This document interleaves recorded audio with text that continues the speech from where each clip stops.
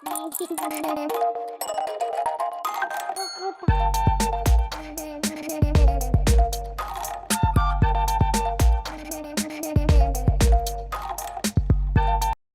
buenos días a todos y a todas. Bienvenidos y bienvenidas a esta masterclass de diseño gráfico en la que tenemos la suerte de contar con Ander Sánchez. Él es diseñador gráfico y fundador del estudio de diseño gráfico La Caja de Tipos. Y hoy os contará el proceso de creación de ideas y de proyectos que llevan a cabo en su estudio. Pues bueno, cuando el cliente viene a ellos con un problema de comunicación visual y tienen que dar respuesta a ello. Primero, ¿qué hacen? Pues identifican los conceptos que quieren transmitir y después trabajan con una tabla que les ayuda a generar ideas. Y todo esto os lo mostrará hoy también con ejemplos que han hecho en su estudio. Así que nada, si tenéis cualquier duda, por favor, no os cortéis, preguntad todo a Ander, podéis dejar en el chat vuestras preguntas, si no también podéis dejarme un mensajito y yo os activo, os doy permiso para que podáis activar el micro y le preguntáis directamente. Así que bueno, nada, ya comenzamos la masterclass, te doy paso, Ander, bienvenido y todo tuyo. Hola, buenos días a todos. Gracias, María José. Muchas gracias a las personas que os habéis apuntado a esta masterclass. Hay alguna gente que está comentando que no escucha el audio. No sé si es, no creo que sea, o sea, yo escucho perfectamente todo, pero bueno, lo dejo ahí por si les podemos ayudar de alguna manera. Bueno, tal y como ha dicho María José, soy Ander Sánchez, soy la mitad del estudio de diseño gráfico La Caja de Tipos, y la otra mitad es María Sáez. Estamos en marcha desde 2008 y a lo largo de todos estos años, bueno, hemos desarrollado un montón de proyectos, ¿no? Os voy a contar primero un poco cuál es nuestra historia, qué hacemos y después ya nos metemos en la parte de cómo lo hacemos y cómo generamos la conceptualización de los proyectos de diseño. Voy a compartir pantalla. Para empezar, decidme si la veis bien. Entiendo que no hay problema, ¿no? A la hora de visualizarla y demás. La masterclass se llama, Sí, bueno, se ve bien, ¿no? sí se ve, Ander, sí. Vale, perfecto. Bueno, se llama eso, creación de ideas para proyectos de diseño gráfico. Y como decía, bueno, os voy a explicar cómo lo hacemos en el estudio. María José, yo no veo el chat. Si hay alguna pregunta que me hagan, porfa, coméntamela, porque al compartir no sé cómo lo puedo ver, ¿vale? Sí, no te preocupes, yo me quedo aquí de moderadora. Vale, perfecto. Entonces, bueno, la caja de tipos, como decimos, como he dicho, somos María Sáez y Ander Sánchez. Estamos en marcha desde 2008, pero nos conocemos de unos 5 años antes. Nos conocimos en la Facultad de Bellas Artes de la Universidad del País Vasco, cursando asignaturas de diseño gráfico. Y bueno, desde el primer momento nos complementamos muy bien a la hora de trabajar. El primer trabajo que hicimos, que fue un trabajo mitad académico, mitad encargo, porque venía de la Universidad del País Vasco y la BBK, que era Bilbao Vizcaya Kutxa, la caja de ahorros, si no me equivoco, de Vizcaya. Y bueno, fue montar el catálogo de una exposición que organizaban ambas entidades. Y fue pues eso, un evento en el que se generó la identidad de una subida a una montaña que se hace aquí, un día concreto, y lo que hicimos fue esto junto a María Eugenia Talavera, que es otra compañera de clase, pero bueno, fue digamos como el germen de la caja de tipos en el momento en el que vimos que trabajamos bien juntos. Tened en cuenta que es un proyecto académico de mi primer año estudiando diseño y el segundo de María estudiando diseño en la facultad. Por la parte de atrás es igual de feo, eh, pero bueno, lo bonito es eso, que aquí ya surgió la idea de seguir colaborando, ¿no? A María le llegaban trabajos por su cuenta de conocidos y me decía que a ver si lo hacíamos de manera conjunta. A mí me ocurría lo mismo y le pedía ya que colaborase conmigo y ahí, bueno, fue el inicio de ese proyecto, ¿no?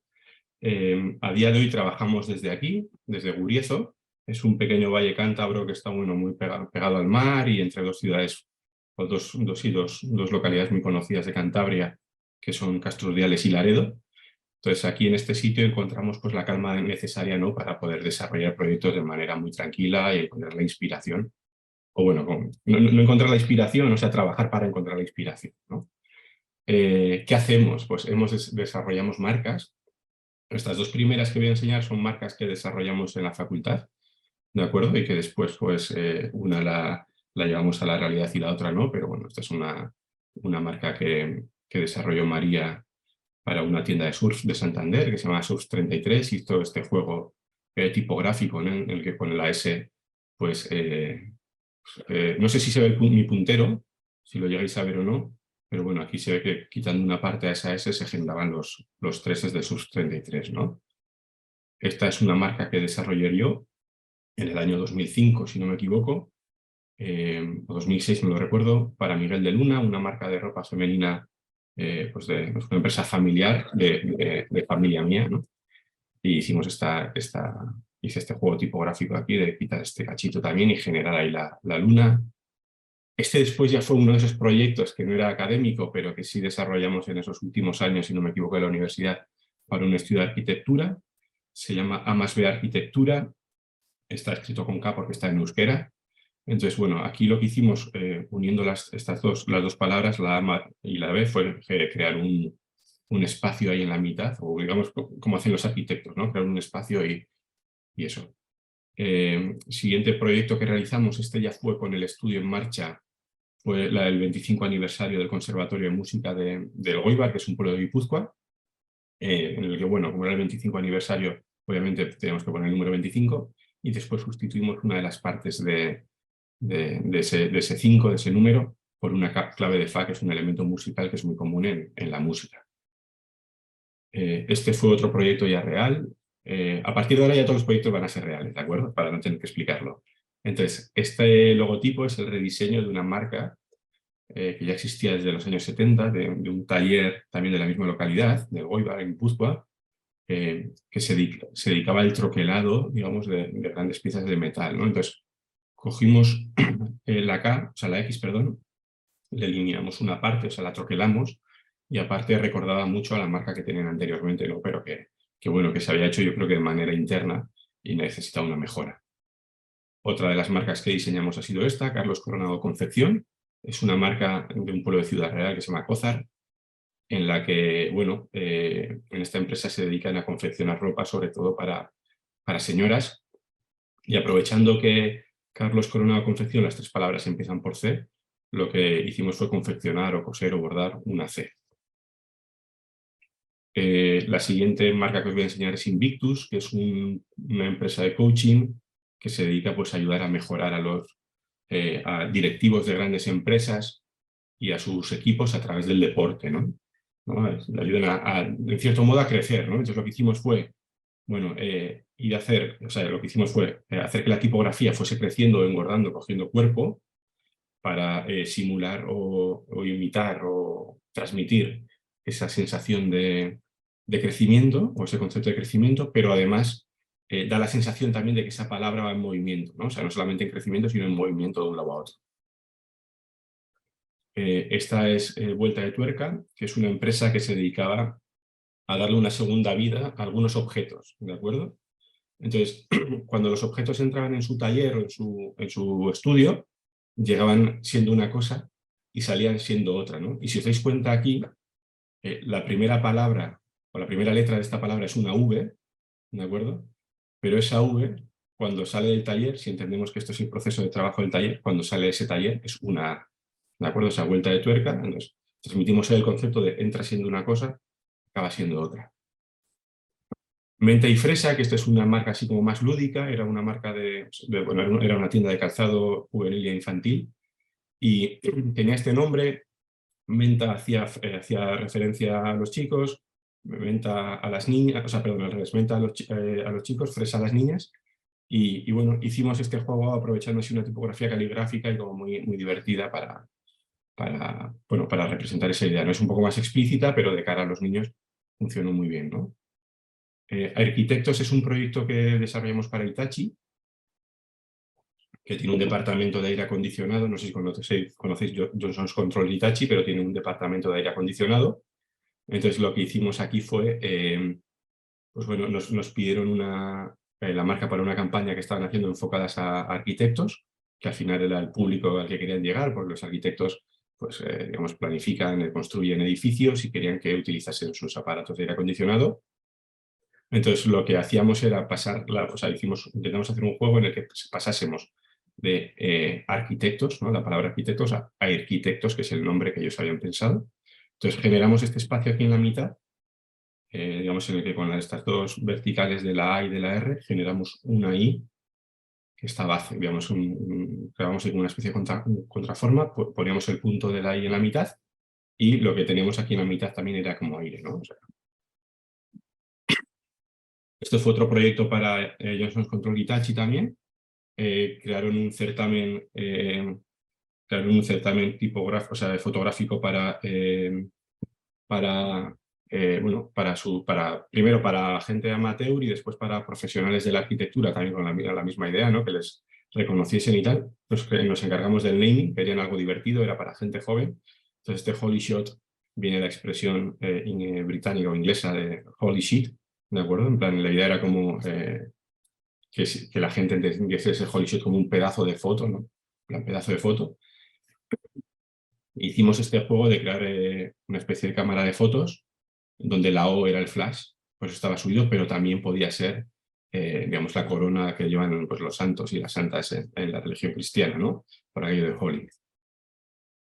Summit Camp fue otro proyecto también para Johnson Controls Hitachi, en la que, bueno, lo que buscaban era dar una vuelta a estas cumbres globales anuales que hacía la compañía, darle una sesión, digamos, más de trabajo, pero también lúdica. Y dijimos, bueno, pues en vez de Summer Camp, que son los Summer Camp, los campamentos de verano, son sitios a los que se va a trabajar, pero también a pasarlo bien, pues utilizamos esa palabra y hacemos Summit Camp, ¿no? O sea, Global Summit, Summit Camp, y esta idea, digamos, podría ser esta que veis aquí en Camp, representar una tienda de campaña, por ejemplo, ¿no? de las campamentos de verano, pero también hacía referencia al crecimiento interno, que era la temática del año en el que diseñamos esto. Si no se me entiende algo, por favor, decídmelo, ¿de acuerdo? O sea, si necesitáis que explique algo en más profundidad, me lo comentáis y yo encantado de responder. Después esta fue la marca que diseñamos para Emma Ginet, que era es una persona de recursos humanos o especializada en los recursos humanos que ofrece sus servicios a diferentes empresas como profesional independiente. La idea era también hablar del crecimiento de las empresas, de la unión y demás, de la unión o digamos la cohesión entre el personal y de esas empresas y aspectos similares. Entonces lo que hicimos fue, bueno, con esta serifa, digamos, de la G y este punto de la I, lo unimos. Entonces aquí ya hay un crecimiento de un punto que se va hacia otro punto. Además, como pueden parecer como las cabezas de dos personas que se están agarrando, sujetando, agarrando de manera pues, amistosa. Y además tiene un toque también como caligráfico que le daba ese aspecto personal a la marca de Emma, ¿no? O sea, que al final ella lo que hacía era imprimir su sello o su firma y esto podría servir también como una especie de firma.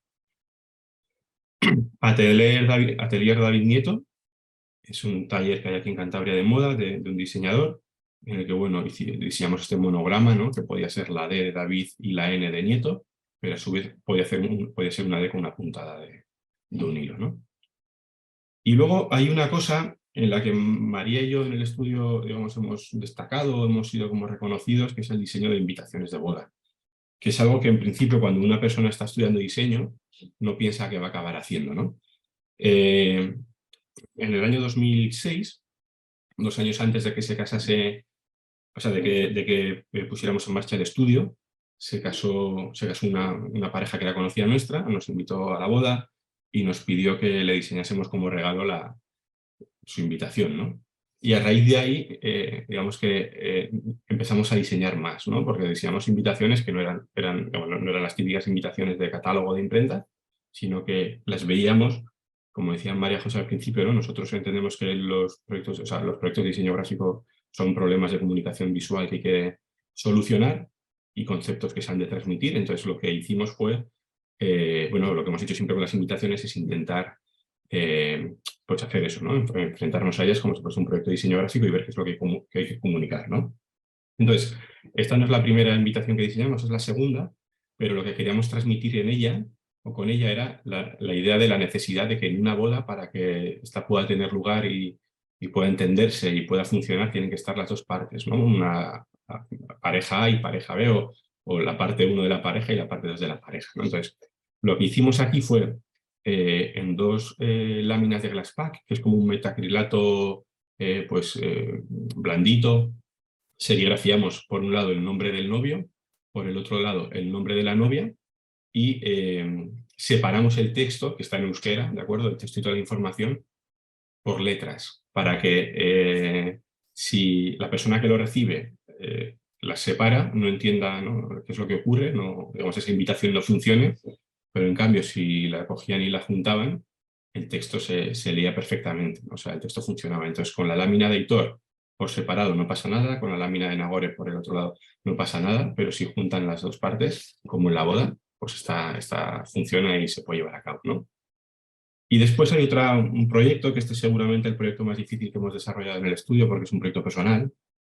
María y yo nos complementábamos también, que al final, en 2012 acabamos casándonos, ¿no?, y formando una familia y demás, ¿no?, que es una cosa también muy chula.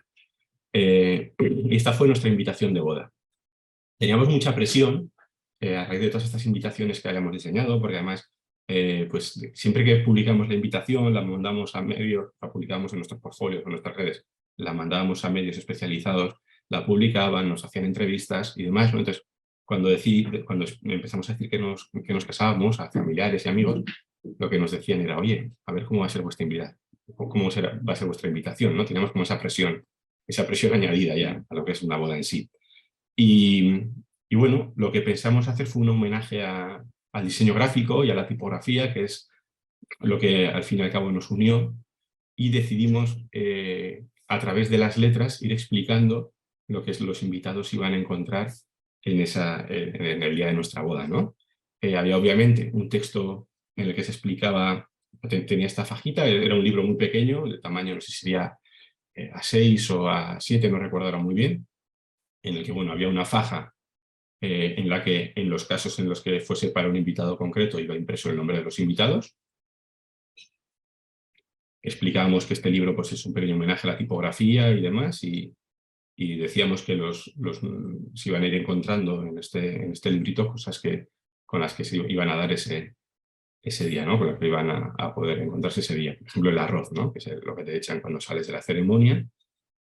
Fotógrafos, porque iban a haber fotógrafos, juerga o fiesta, ¿no? Entonces esta juerga hicimos una especie de cubata ahí, quilates por el anillo, la tarta de los novios, ¿no?, con la T. Siempre veis que buscábamos para cada letra una palabra que tuviese relación con la boda o con ese día, y después la representamos. O la hiedra, ¿no?, porque en el restaurante en el que se celebró después la comida o el banquete, toda una pared estaba llena de hiedra.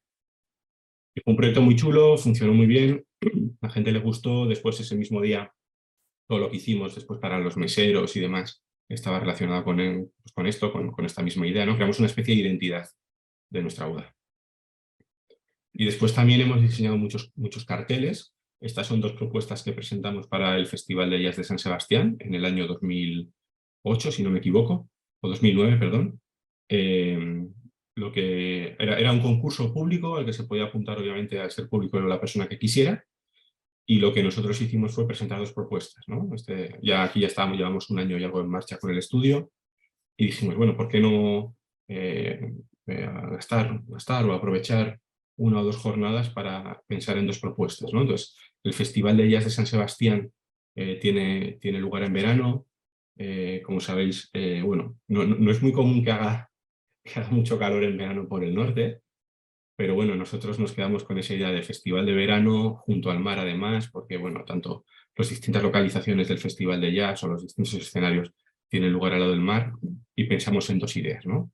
La primera era esta, en la que veis una especie de sol que calienta mucho en verano, pero también puede ser digamos, la campana de un instrumento de metal típico del jazz, puede ser la campana de un saxofón. La campana, digamos, es la parte por donde se entiende que sale el sonido, ¿no? Entonces, puede ser la campana de un saxofón, de un trombón, de una trompeta o similar. Y en la otra, en esta segunda propuesta, en la que veis un pentagrama que tiene ondas, lo que hicimos fue transmitir esa idea de mar, ¿de acuerdo?, con un pentagrama, pero también transmitir la idea de de libertad o de improvisación en el mundo del jazz, ¿no? De yo tengo una partitura, pero voy a hacer lo que me dé la gana y voy a crear ahí lo que yo quiera. No sé si me explico bien con esto.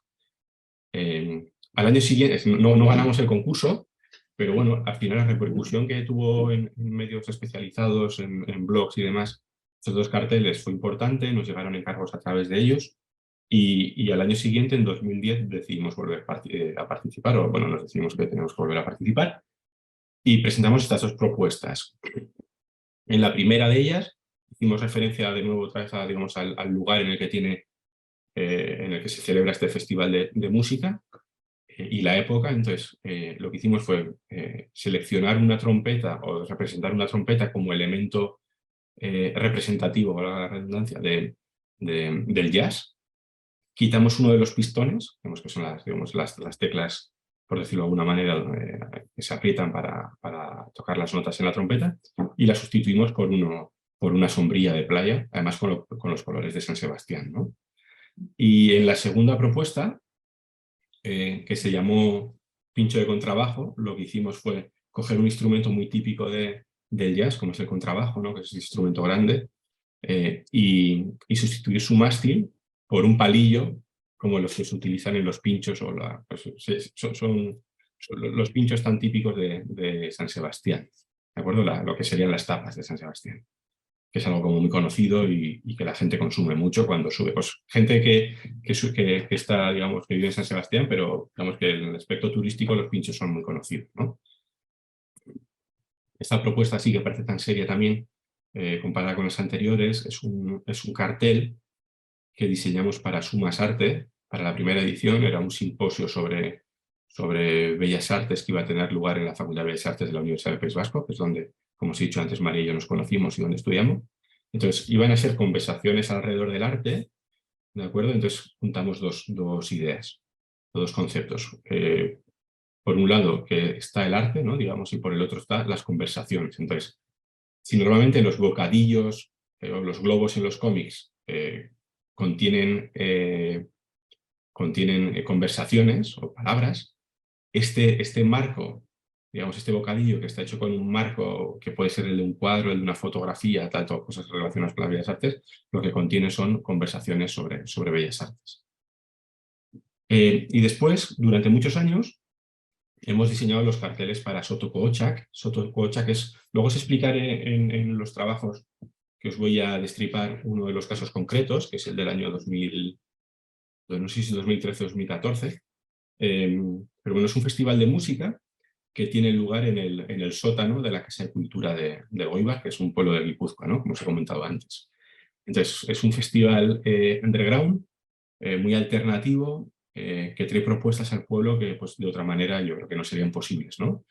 Entonces, cada año existe una temática que guíe la edición, ¿no? Suelen ser 1 o 2 jornadas, viernes y sábado por la noche, y este año todas las personas que van a participar ahí eran cantautores, ¿de acuerdo? Entonces, la imagen que teníamos María y yo cuando empezamos a trabajar en este cartel, la imagen que teníamos del cantautor era que es una persona que está sola, ¿no? En el escenario con únicamente su voz y una guitarra. Y recuerdo perfectamente el momento en el que tuvimos esta idea. Salimos del estudio, estábamos paseando, hablando sobre ello y me acuerdo perfectamente cuando la dijimos, ¿no? Entonces, creamos aquí una metáfora visual que es un micrófono, por aquello del cantante solista y su voz, pero también es un faro, ¿no? Y ese faro representa la soledad que decíamos antes del solista en el escenario, ¿no? La idea de un faro en la costa o en una isla en mitad del mar y del farero solo, pues nos dio esa idea, ¿no? de crear esta metáfora visual.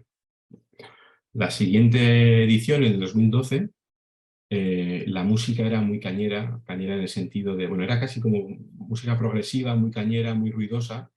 Entonces entendimos que, bueno, teníamos que hacer una especie de... Antes de llegar hasta esa idea, y después vais a ver un ejemplo, pensamos en otras, ¿no? Y aquí lo que teníamos claro, dentro de cada propuesta, quiero decir, y aquí lo que teníamos claro era que teníamos que hacer algo que arrasase con todo, ¿no? Porque esa música era arrolladora, ¿no? Y era como os he dicho, como muy milimétrica, como rock progresivo que tiene todo como súper medido, ¿no? Y lo que hicimos fue crear un meteorito geométrico, ¿no? Geométrico por aquello de medir todo muy bien, de ser matemático, y además,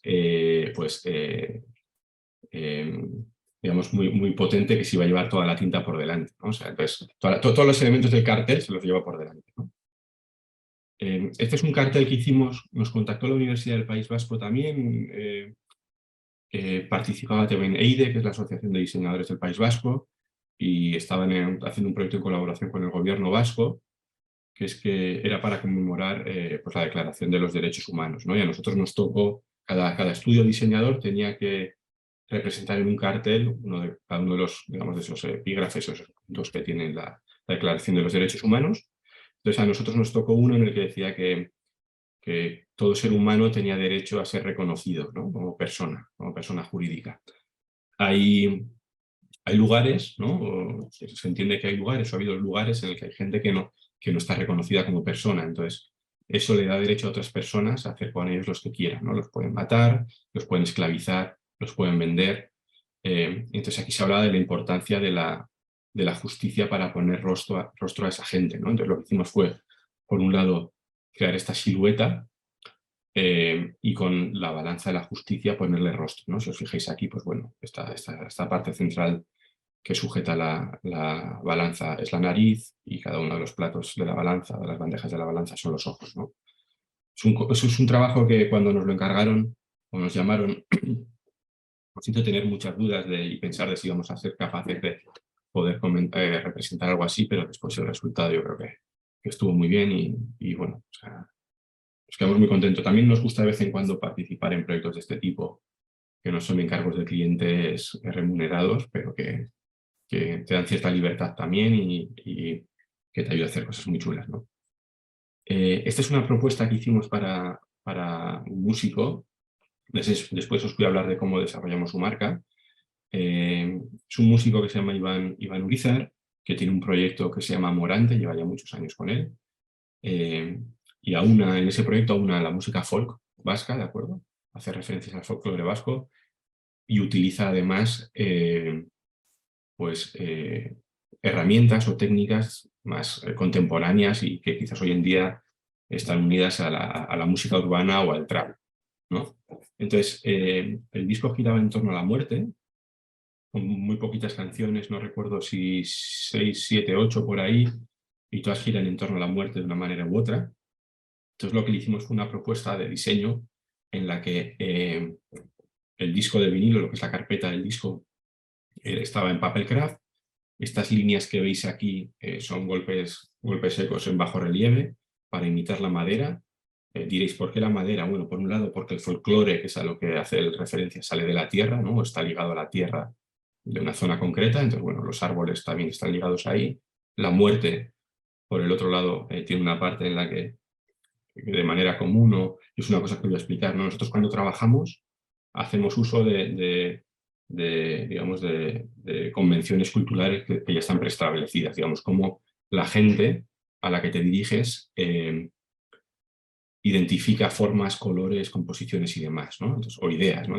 Entonces, en este caso, cuando nos morimos, ¿no? O cuando la gente se muere, en muchos casos nos meten en un ataúd o se les mete en un ataúd de madera, ¿no? Entonces ahí estamos aunando la muerte y el folclore, ¿no? Desde que sale de la tierra y una parte artesana que tiene Iván también a la hora de trabajar y de componer y de hacer sus directos.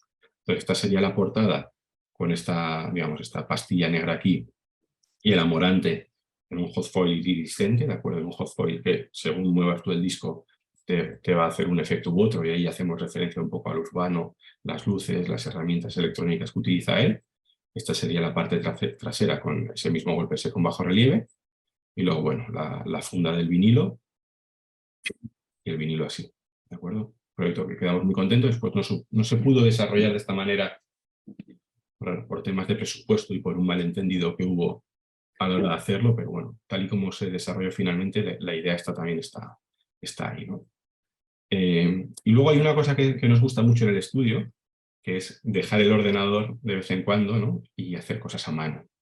En el año 2011 nos contactaron de nuevo de la Universidad del País Vasco, de la Facultad de Bellas Artes, para decir que querían que diseñásemos el catálogo iba a reunir los trabajos del título de especialista universitario en diseño en moda que tenían ellos, ¿no? Eso era un título propio en el que los alumnos y las alumnas que participasen iban a aprender, iban a tener una introducción al diseño de la moda, ¿no? Y al final iban a presentar una colección al final del curso, ¿no? Entonces este libro o este catálogo lo que quería incluir eran los trabajos esos de las alumnas en este caso, porque no había ningún alumno.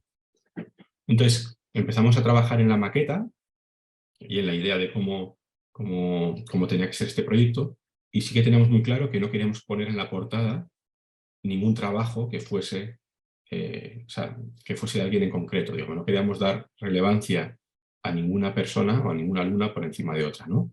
Entonces pensamos en qué había en el interior, o que se iban a encontrar en el interior pues la gente que tuviese el catálogo entre las manos, que fuese común en todas, ¿no? Y fue el hilo. Y entonces lo que hicimos fue coser las portadas, ¿no? Fue un poco locura, pero bueno, pedimos presupuesto de imprenta, o sea, pidió presupuesto de imprentas de la Universidad del País Vasco para ver qué coste tendría coser las portadas. Eran kilómetros y kilómetros de hilo y decidimos coserlas nosotros, ¿no? Mucho trabajo, mucho dolor en los dedos. Además, digamos, el grosor de la portada era importante, serían 300 gramos o 300 y algo. Entonces había primero que agujerear y después empezar a pasar el hilo. Hicimos este proyecto, ¿no? Que también dio mucho que hablar en su día. Si veis, lo hicimos con distintos colores, que tenían que ver también con creaciones que había en el interior. Y después, bueno, aquí veis cómo están cosidas. Y esta era la parte interior, donde, bueno, lo que hacíamos era darle relevancia o donde hacíamos protagonista a lo que era el trabajo de las alumnas, ¿no? Para esta parte de aquí de presentación de la alumna y el texto de los proyectos, el color de fondo siempre lo sacábamos de la creación de las alumnas. Y aquí hay una cosa que hicimos que fue un error y que lo explicamos siempre cuando damos clases o masterclasses o charlas o lo que sea, que es que tenemos que poner el catálogo en dos idiomas, en español y en euskera. Para la parte del euskera utilizamos, para que se diferencie bien, una tipografía demasiado gorda, demasiado gruesa. Entonces, bueno, ya aprendimos para la siguiente vez.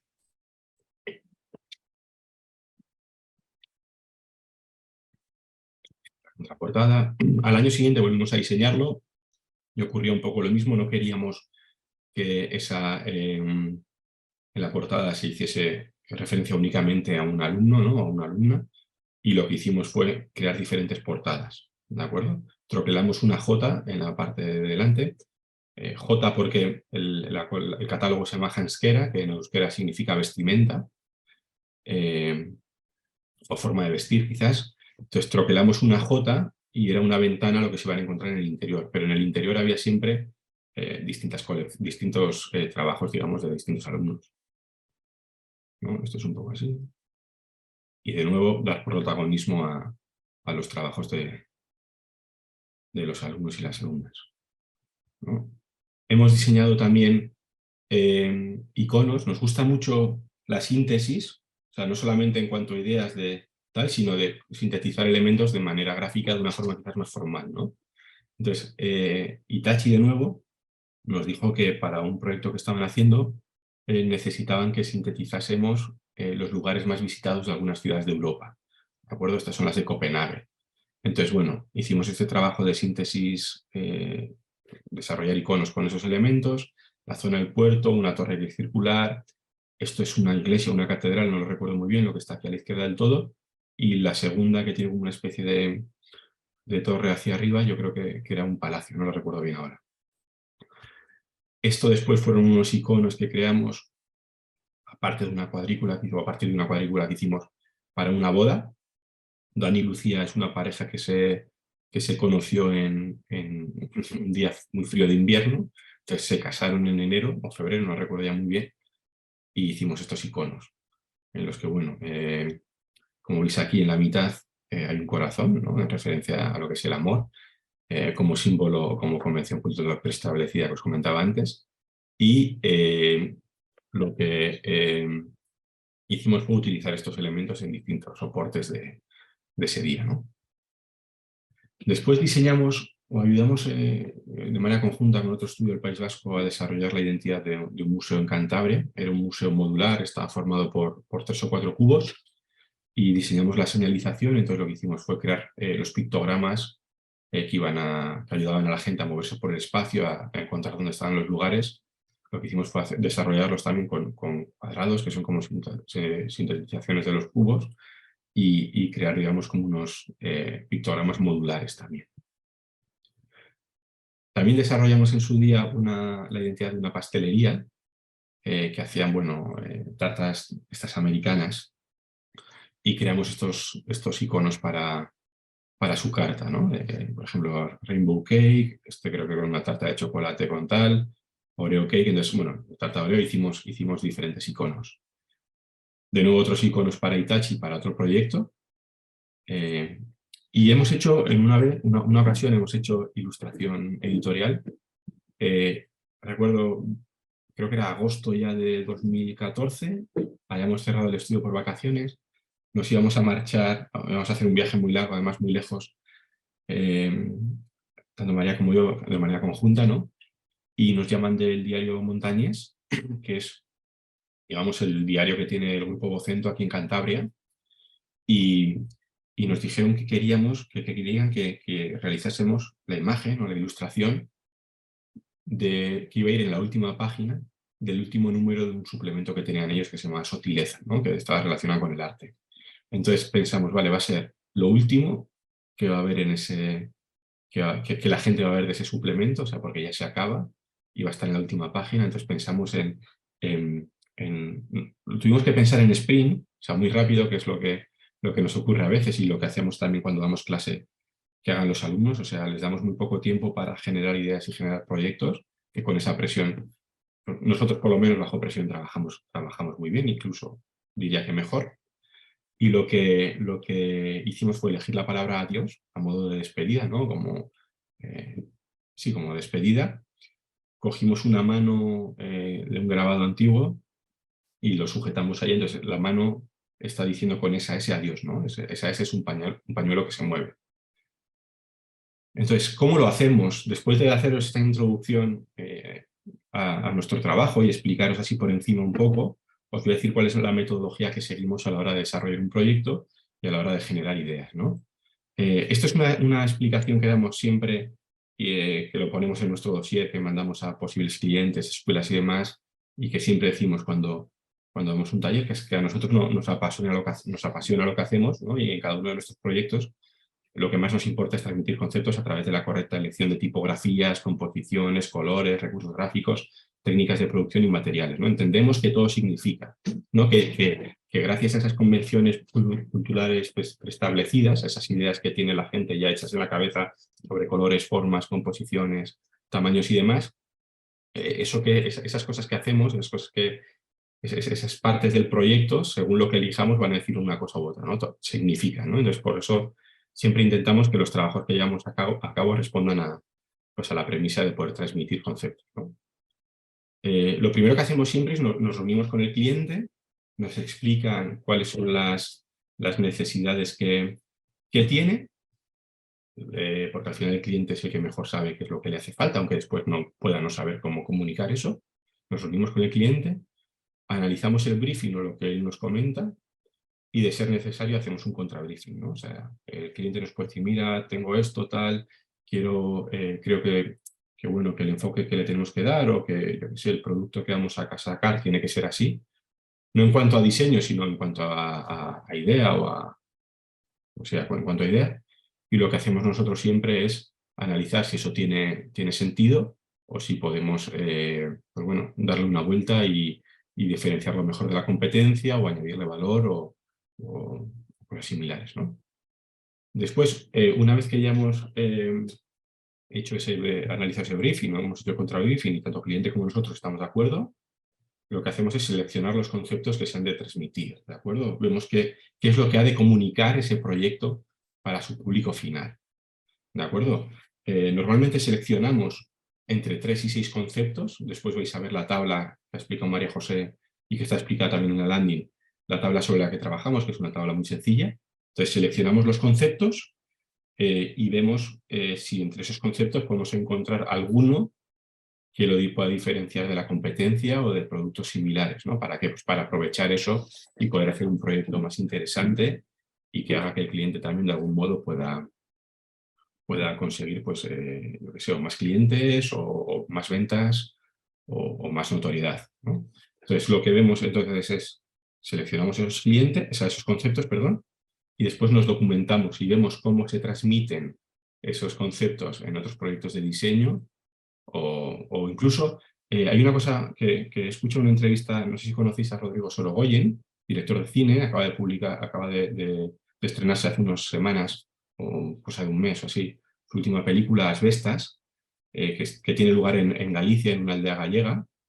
Entonces, él es de Madrid y en la entrevista decía que para meterse un poco en ese mundo, lo que hace es, dice, he visitado Galicia, obviamente, para ver cómo es todo aquello, pero también he leído muchos libros sobre Galicia, he escuchado música hecha en Galicia y demás, ¿no? Entonces, nosotros ese proceso de documentación lo hacemos así, ¿no? O sea, vemos cómo otros estudios transmiten esos conceptos, o otros diseñadores pueden transmitir esos conceptos en otros proyectos, y nosotros a su vez, pues también nos metemos en harina en esa idea, pues de esas maneras. Podemos leer libros, podemos ver películas, podemos...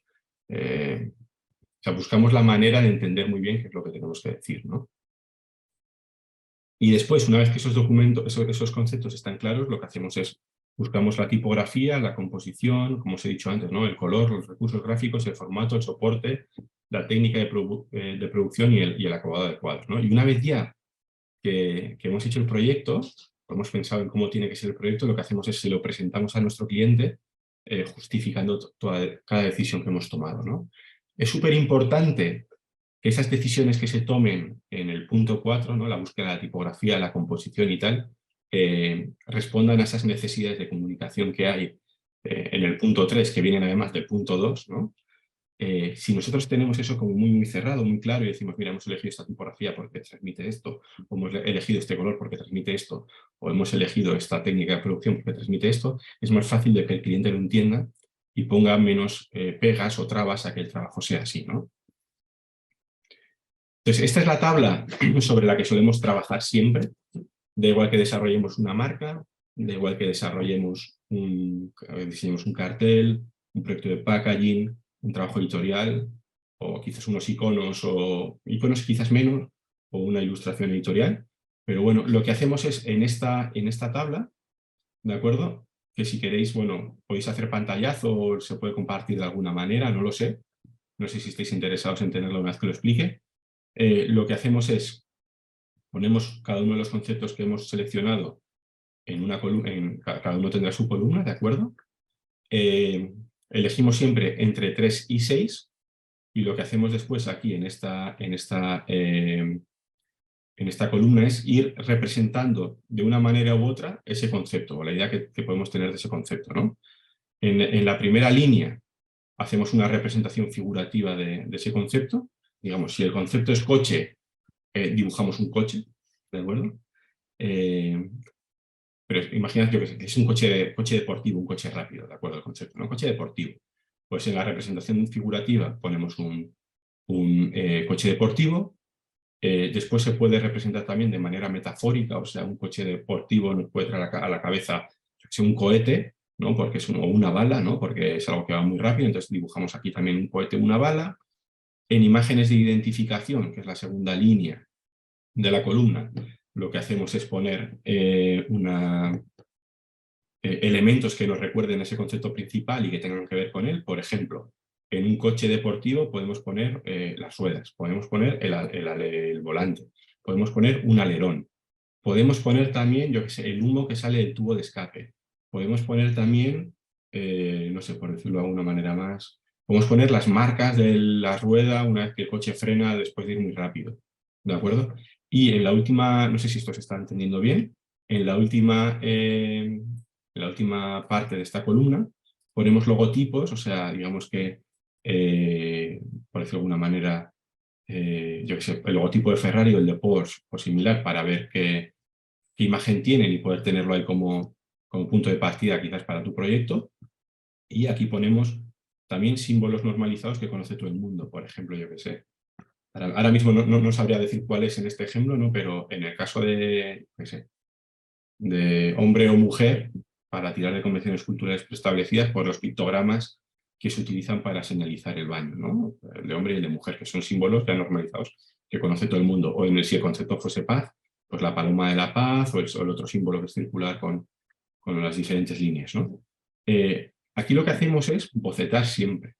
O sea, cogemos y dibujamos a mano esas ideas, ¿de acuerdo? De una manera, como veréis después, no tiene que ser muy realista, pero sí, digamos que para entender bien qué es ese concepto. Y cuando tenemos la tabla completa, lo que hacemos es intentar encontrar similitudes morfológicas o conceptuales entre una cosa y otra, ¿no? Esto nos sirvió, por ejemplo, en el caso del faro y en el caso en el caso del cartel de Soto Cochaconce, que era el micrófono, que era un faro, para ver que íbamos a poder hacer un micrófono que está, digamos, que salía del mar y que en la parte final era un faro, ¿no?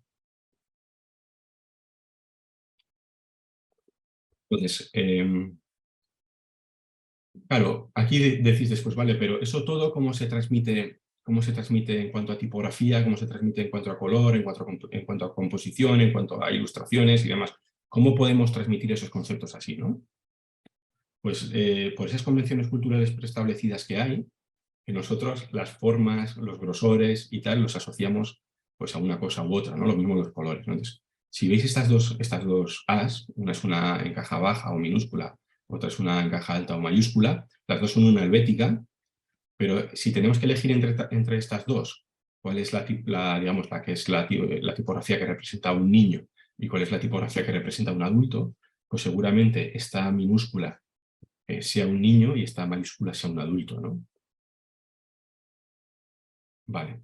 Si entre estas dos tipografías tenemos que elegir cuál es la que va al gimnasio y está muy fuerte y musculada, aun siendo la misma fuente, digamos, creo que es la neutra, la que es más finita es la que está más, digamos, que no va al gimnasio, más enclenque, por decirlo de alguna manera, y está la de la derecha, según se mira la pantalla, que está como es una black, es la que va al gimnasio. Entre estas dos tipografías, por ejemplo, que son dos tipografías con serifas, hay una que digamos es como más cuadrada y otra que es como más redondeada, o esta quizás más angulosa, mejor dicho, más que más cuadrada, y la otra es más redondeada, pues si tenemos que transmitir un aspecto como de más dureza o de más suavidad, pues si es de más dureza elegimos esta de aquí. No sé si veis el puntero, si se ve bien el puntero o no. ¿Se ve el puntero, María José? Sí, se ve. Vale, vale, perfecto. Entonces esta es la que es más, digamos, más angulosa, es la que es como más, pues la que, digamos, te puedes pinchar si la tocas, ¿no? Por decirlo de alguna manera, y esta es la que puedes, digamos, tocar y que es más suave y demás. Incluso en las tipografías manuales, según cómo se haga esa tipografía, transmite una cosa u otra. No es lo mismo esta A, que es una caligráfica que puede recordar a cierta época, digamos, en la que, bueno, se escribía a pluma, que esta de aquí, que es una que tiene aspecto casi de algo como de graffiti o de pintada en la pared, ¿no? Pues, para que veáis la diferencia que hay aun siendo tipografías caligráficas o script, por decirlo de alguna manera, que transmiten una cosa totalmente diferente. Y después, en cuanto a composición, también, si vamos digamos, pues a componer elementos, de igual que sean letras, pensad en estos círculos como letras o en elementos sueltos. Esta es una composición muy centrada, muy compensada y demás, que transmite una cosa, pero si, por ejemplo, cogemos los elementos y los escribimos así, lo que transmite es un ascenso, una subida hacia arriba. Si vemos esta composición de nuevo y después lo que hablamos es como de que hay más espacio entre los elementos y por ello quizás nos puede transmitir que es algo como más liviano, con menos peso. Si hablamos de ponerlo así hacia arriba, podemos hablar de que, bueno, que está algo en ascenso también, pero no es lo mismo ponerlo un poquito así que ponerlo así hacia arriba o hacia abajo, que caiga hacia abajo del todo, ¿no? Digamos, de esto a esto, o que esté, digamos, posicionado en un cartel en la parte de abajo del todo, ¿no? Y en cuanto a color, obviamente, no transmite lo mismo un negro que un gris que un blanco, ¿de acuerdo? Esto es una cosa que digo siempre en clase, cuando doy talleres, que, por ejemplo, aquí el blanco se relaciona cada vez quizás menos, ¿no? Pero siempre a la pureza, y por eso las novias cuando se casan la mayoría va de blanco, una gran mayoría va de blanco, pero el blanco en algunos países de Asia pues transmite, bueno, es el color que, si no me equivoco, representa el luto, ¿no? Justo aquí el luto en otros países se representa con el negro, ¿no? En Occidente, y en cambio en Asia, según tengo entendido, se representa con el blanco, ¿no? Entonces tenemos que pensar muy bien a quién nos dirigimos a la hora de diseñar para tener todas estas cosas en cuenta, ¿no? Y no es lo mismo este azul que este rojo, ¿no? Un color frío, color caliente, y no es lo mismo este rojo así tan potente que un rojo pastel, o este color amarillo que una tinta metalizada dorada, ¿no? No sé si me estoy explicando bien con todo esto que estoy diciendo, si os estoy divirtiendo, si estoy aburriendo, si queréis que os diga algo en concreto, ¿vale? O si tenéis preguntas me las vais comentando.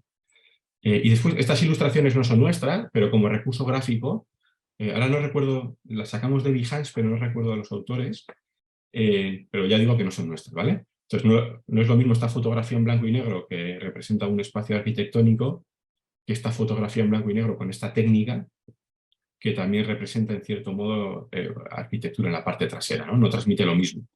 O no transmite lo mismo este retrato que este de aquí, ¿de acuerdo?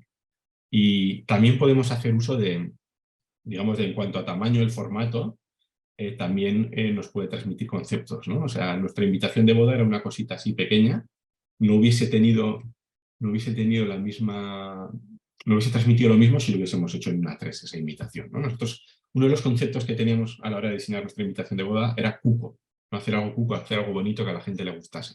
Entonces, eso no se consigue haciendo una invitación tamaño A3. Y lo mismo ocurre con el soporte, ¿no? No es lo mismo transmitir, o sea, no es lo mismo utilizar, perdón, para transmitir un concepto un papel estucado normal, que este papel que tiene esta textura de madera, y a la hora de, o por ejemplo, ya hablando de temas de packaging, no es lo mismo imprimir en una etiqueta de papel que hacer, digamos, esta especie de estuche con cuero, ¿no? O sea, ahí se transmite un tema de exclusividad, de elegancia, bueno, de que el producto es bueno, ¿no? Y después os voy a explicar un proyecto de packaging el que hicimos para Urban Beer, pero no es lo mismo que se elija para un proyecto de packaging de cerveza o de labeling como base esta botella que esta de aquí, ¿no? O sea, transmite cosas totalmente diferentes. No sé si estáis de acuerdo o no. Y no es lo mismo como técnica de producción utilizar la risografía, que puede ser una técnica que hoy en día, bueno, está bastante en esto, pero que quizás puede recordar más a un fanzine, a una publicación alternativa, o pegar más en ese tipo de publicaciones, que utilizar, digamos, esta técnica de producción, que es una publicación entelada, con serigrafiada tanto en el lomo como en la portada y demás.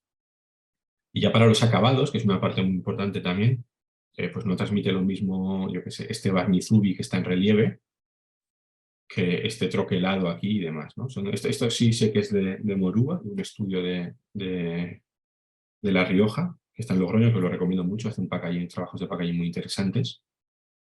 ¿De acuerdo? Entonces, os voy a poner ya algunos ejemplos, ¿vale? Antes os he hablado de Amorante, que es el trabajo este de vinilo, o sea, el trabajo este de packaging para el disco que os he enseñado, que representa un poco la madera y demás. Y os he explicado qué es lo que hace Iván Urizar, que es, digamos, la persona que está detrás del proyecto, que es que a una folclore vasco hace uso de recursos de la música urbana o música más contemporánea, en cuanto a herramientas, máquinas para poder crear samplers, crear loops y demás, y que digamos que su repertorio en esta última época, digamos durante el periodo anterior a la publicación del disco y el posterior durante la gira, pues siempre la idea de la muerte ha estado ahí, ¿no? Entonces, los conceptos que elegimos fueron esto: folclore, vasco, música urbana y muerte, ¿de acuerdo? Hay una cosa que es muy importante, ¿no? A raíz para que tengáis la idea, ¿no? Que el taller se llama Inspiración Ven a mí, ¿de acuerdo? Pero o sea, no viene de manera mágica. La inspiración viene si estás trabajando y estás dándole muchas vueltas a la cabeza. No sé quién decía que la inspiración te pille trabajando o me pille trabajando, ¿no? Entonces, nosotros lo que os vamos, o yo en este caso lo que os estoy mostrando es qué metodología seguimos nosotros para generar esas ideas o conceptualizar esas ideas, ¿vale? Y después lo que voy a hacer, una vez que os diga cómo hemos conceptualizado la idea y cómo hemos llegado a esa idea, os voy a enseñar cuál es el desarrollo, ¿de acuerdo? Pero bueno, los conceptos eran folclore, pero no un folclore concreto, sino el folclore vasco, música urbana y muerte. Entonces, hay una cosa que hacemos siempre, es que dices, bueno, los conceptos los tengo claros, ya sé lo que son. Lo que hacemos es buscar en el diccionario, puede ser en la Real Academia de la Lengua Española, puede ser en Wikipedia, donde sea, cuál es la descripción de ese concepto, ¿no? Entonces, folclore nos dice que es un conjunto de costumbres o creencias, artesanías, canciones y otras cosas semejantes de carácter tradicional y popular, ¿de acuerdo? Luego vasco, el concepto es natural del País Vasco, y el País Vasco es comunidad autónoma española, considerada nacionalidad histórica, situada en el extremo oriental de la costa del mar Cantábrico, limítrofe con Francia, ¿de acuerdo? Entonces, bueno, estas son, digamos, las descripciones de esos dos conceptos, de folclore y de vasco. Después, música urbana es la denominación que se da a algunos estilos musicales latinos como el reggaetón, trap y hip hop, y luego buscamos cuál era la descripción de reggaetón, trap y hip hop, ¿no? Entonces, reggaetón es música compuesta para ser bailada, de origen caribeño, bueno, tampoco voy a leer todo, ¿no? Pero para que veáis que hacemos siempre esta búsqueda y que cuando se la presentamos las propuestas al cliente, se la explicamos también, ¿no? Se la ponemos en la en la presentación para que vean de dónde viene todo lo que hacemos. El trap es un subgénero musical con, bueno, sin más, con sintetizadores, cajas rítmicas, o sea, cosas como muy electrónicas. Y el hip hop, pues bueno, es esto, ¿no? Es una derivación del funk, creada en Estados Unidos, tal, y no sé qué, y que está asociada a manifestaciones alternativas como el breakdance o el graffiti. Y la muerte es, bueno, la muerte a veces referida por eufemismos, tal, es un efecto terminal que resulta de la extinción del proceso homeostático de un ser vivo, ¿no? Y con ello el fin de la vida. Entonces, con la tabla esta ya empezamos a pensar cómo teníamos que representar esos conceptos, ¿no? Entonces, el primero era folclore, ¿no? Y entonces, de manera figurativa, pensamos, ¿no?, que el folclore es una cosa que está ligada a una parte concreta de la Tierra, a un lugar concreto de la Tierra. Puede ser un país, puede ser una comunidad autónoma, puede ser una localidad, ¿no? Entonces, bueno, dibujamos una bola del mundo, un globo terráqueo, y ahí señalamos una parte concreta. Hay una cosa que es importante que también que sepáis o que entendáis, que es que los bocetos que hagamos aquí, obviamente cuanto más atinados mejor, o las ideas que pongamos aquí, pero lo que es importante que sepáis es que es una especie de lluvia de ideas en la que no pasa nada si se dibujan cosas que no tienen sentido o que no están bien, ¿no? La idea es hacerlo pensando, pero también de manera rápida, con la mano bastante suelta y demás, y tal, ¿no? Entonces, esto sería como la representación figurativa de folclore, pero también hay una representación como más metafórica, que el folclore es algo que sale de la tierra, ¿no? O sea, como os he dicho, ya puede ser de un país, puede ser de una comunidad autónoma, de una provincia, de una localidad, o incluso, no sé si puede ser de un barrio, ¿no? Pero son costumbres y tradiciones que tienen que ver con eso, ¿no? Entonces, aquí lo que dibujamos fue, digamos, un árbol y hacíamos referencia a las raíces, ¿no?, del árbol. En imágenes de identificación o cosas que nos puedan decir que ahí hay folclore o que existe folclore, pues pueden estar una persona cantando una canción típica de una zona concreta, elementos de artesanía, prendas o incluso platos, ¿no? Y en logotipos son símbolos normalizados que conoce todo el mundo. En algo que hace referencia a un punto concreto pusimos este elemento que es como típico de todas estas aplicaciones de localización y demás, que no tenía mucho sentido, pero bueno, lo incluimos ahí. Después, como vasco, y algo perteneciente o relativo al País Vasco, pues dibujamos en representación figurativa a un vasco típico y a una vasca típica, ¿no? Es decir, con sus trajes tradicionales. Elementos e imágenes de identificación típica, pues bueno, hay una cosa que sé, yo soy vasco, ¿vale? Vaya eso por delante, soy de Guipúzcoa, pues la nariz de los vascos, ¿no? Más vasco, más tal. Y luego en cuanto a ropas que tienen que ver también un poco con el folclore, pues digamos las abarcas con los calcetines atadas de tal manera, los pinchos que os he comentado antes, instrumentos tradicionales como la alboca, la triquitisia o el chistu. Y luego hay una cosa que nos interesaba mucho y nos pareció súper interesante, que era la tipografía vasca, que es una tipografía que, si no me equivoco, luego la explicaré, ¿no?, y os la enseñaré, pero es común en algunas zonas del norte del País Vasco, sur de Francia y norte de Navarra, ¿no?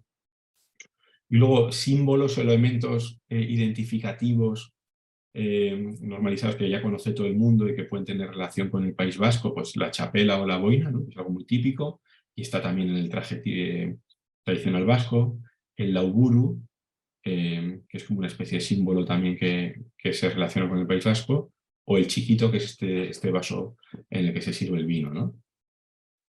Y después para música urbana lo tuvimos un poco más complejo, ¿no? Fue un poco más difícil, sí que tenemos idea de representar lo urbano o lo contemporáneo con una tipografía sin serifas, ¿de acuerdo? Algo como más de hoy en día. Luego, esto pensad que pueden ser máquinas o elementos que utilice Iván para poder crear loops, samplers y demás. El color neón, ciertas prendas, ¿no?, asociadas a esos géneros musicales, las luces de los vehículos o incluso en símbolos normalizados, pues un skyline de una ciudad, un graffiti, un vehículo o colores brillantes, ¿no? Entonces, ya como último concepto, la muerte, ¿de acuerdo? De manera de representación figurativa o como realista, pusimos esta persona amortajada aquí, ¿de acuerdo? De manera metafórica, esas imágenes que tenemos, que están ya normalizadas como del alma saliendo del cuerpo, ¿no? Una vez que la persona ha fallecido, o alguien dirigiéndose a la luz, imágenes de identificación de saber que, bueno, haya habido un caso de fallecimiento o de muerte, una persona con los ojos cerrados, ¿no?, porque ha fallecido, o un ataúd, o una tumba, ¿no? Y después, en símbolos normalizados que conoce todo el mundo, pues obviamente la imagen esta de la muerte, que es una persona que va con la guadaña y una túnica negra y demás, es un símbolo normalizado. También lo es este símbolo que aparece en algunos productos, ¿no? De cuidado, ¿no? De que si tomas esto pues te puedes morir, con los ojos cerrados y la lengua afuera. El símbolo este del electrocardiograma, ¿no? Cuando una persona fallece pasa de tener esas constantes vitales a no tener, banderas a media asta, crespón negro o el color negro como el luto, ¿no? Entonces, aquí hubo una cosa que nos gustó muchísimo, que era que esta tipografía vasca aunaba varias cosas, ¿no? O dos conceptos por lo menos, si no me equivoco. Una era el folclore vasco, porque está ligado a tradiciones del País Vasco, que es lo que os comentaba antes, y es esa tipografía de aquí, que además está muy arraigada en la zona y que se utiliza en muchas marcas, de muchos logotipos, puede ser, por ejemplo, el Museo Vasco de Bilbao, pero también digamos, pues, tiendas o comercios, ¿no? Y tienen unas formas que son como muy reconocibles, que son una tipografía que es bastante gruesa, que es muy angulosa, que tiene unas serifas muy marcadas y puede ser representada así o de otras maneras, ¿de acuerdo? ¿De dónde viene esto? Esto viene ¿veis cómo las as, perdón, antes de que os explique, tienen siempre esta forma concreta, ¿no? Digamos, lo que es la línea, la asta horizontal de la A, en muchos casos tiene un pico hacia abajo, porque dicen que es la unión de la A y de la M, bueno, se ponía en unos lugares concretos y demás. Y esos lugares concretos eran las tumbas, ¿no? Tumbas no recuerdo ahora mismo la época, pero tumbas que están, digamos, diseminadas o dispersadas, no diseminadas, mejor dicho, por el País Vasco, algunas zonas del País Vasco, en Navarra y tal. Entonces, teníamos aquí ya dos ideas o dos conceptos que se unían, que eran la muerte por un lado, pero también la tipografía vasca, ¿no? Que era una de las ideas que habíamos sacado. Entonces, lo que intentamos hacer fue, bueno, vale, o sea, ya tenemos esa idea de tipografía vasca, que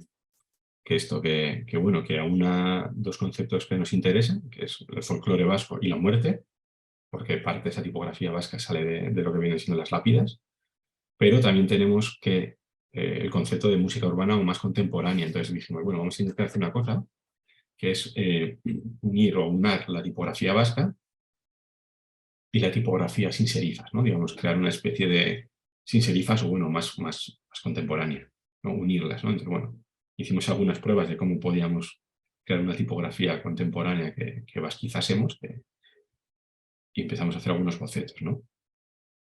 Esta es una de las ideas, ¿no? Una tipografía muy finita con esos elementos típicos de serifas en la parte delantera, esa A que tiene la línea en el centro que baja hacia abajo. Hicimos distintas pruebas. Y este fue el boceto que hicimos para Morante, de coger una tipografía y vasquizarla, ¿no? Partimos de esta tipografía, que era la Magallanes, creo que se llama, porque nos gustaba esta R de aquí, que si veis en los ejemplos que os he enseñado, esas Rs tienen, digamos, como esa pata que tiene esa forma, ¿no? Y nos gustó mucho por eso.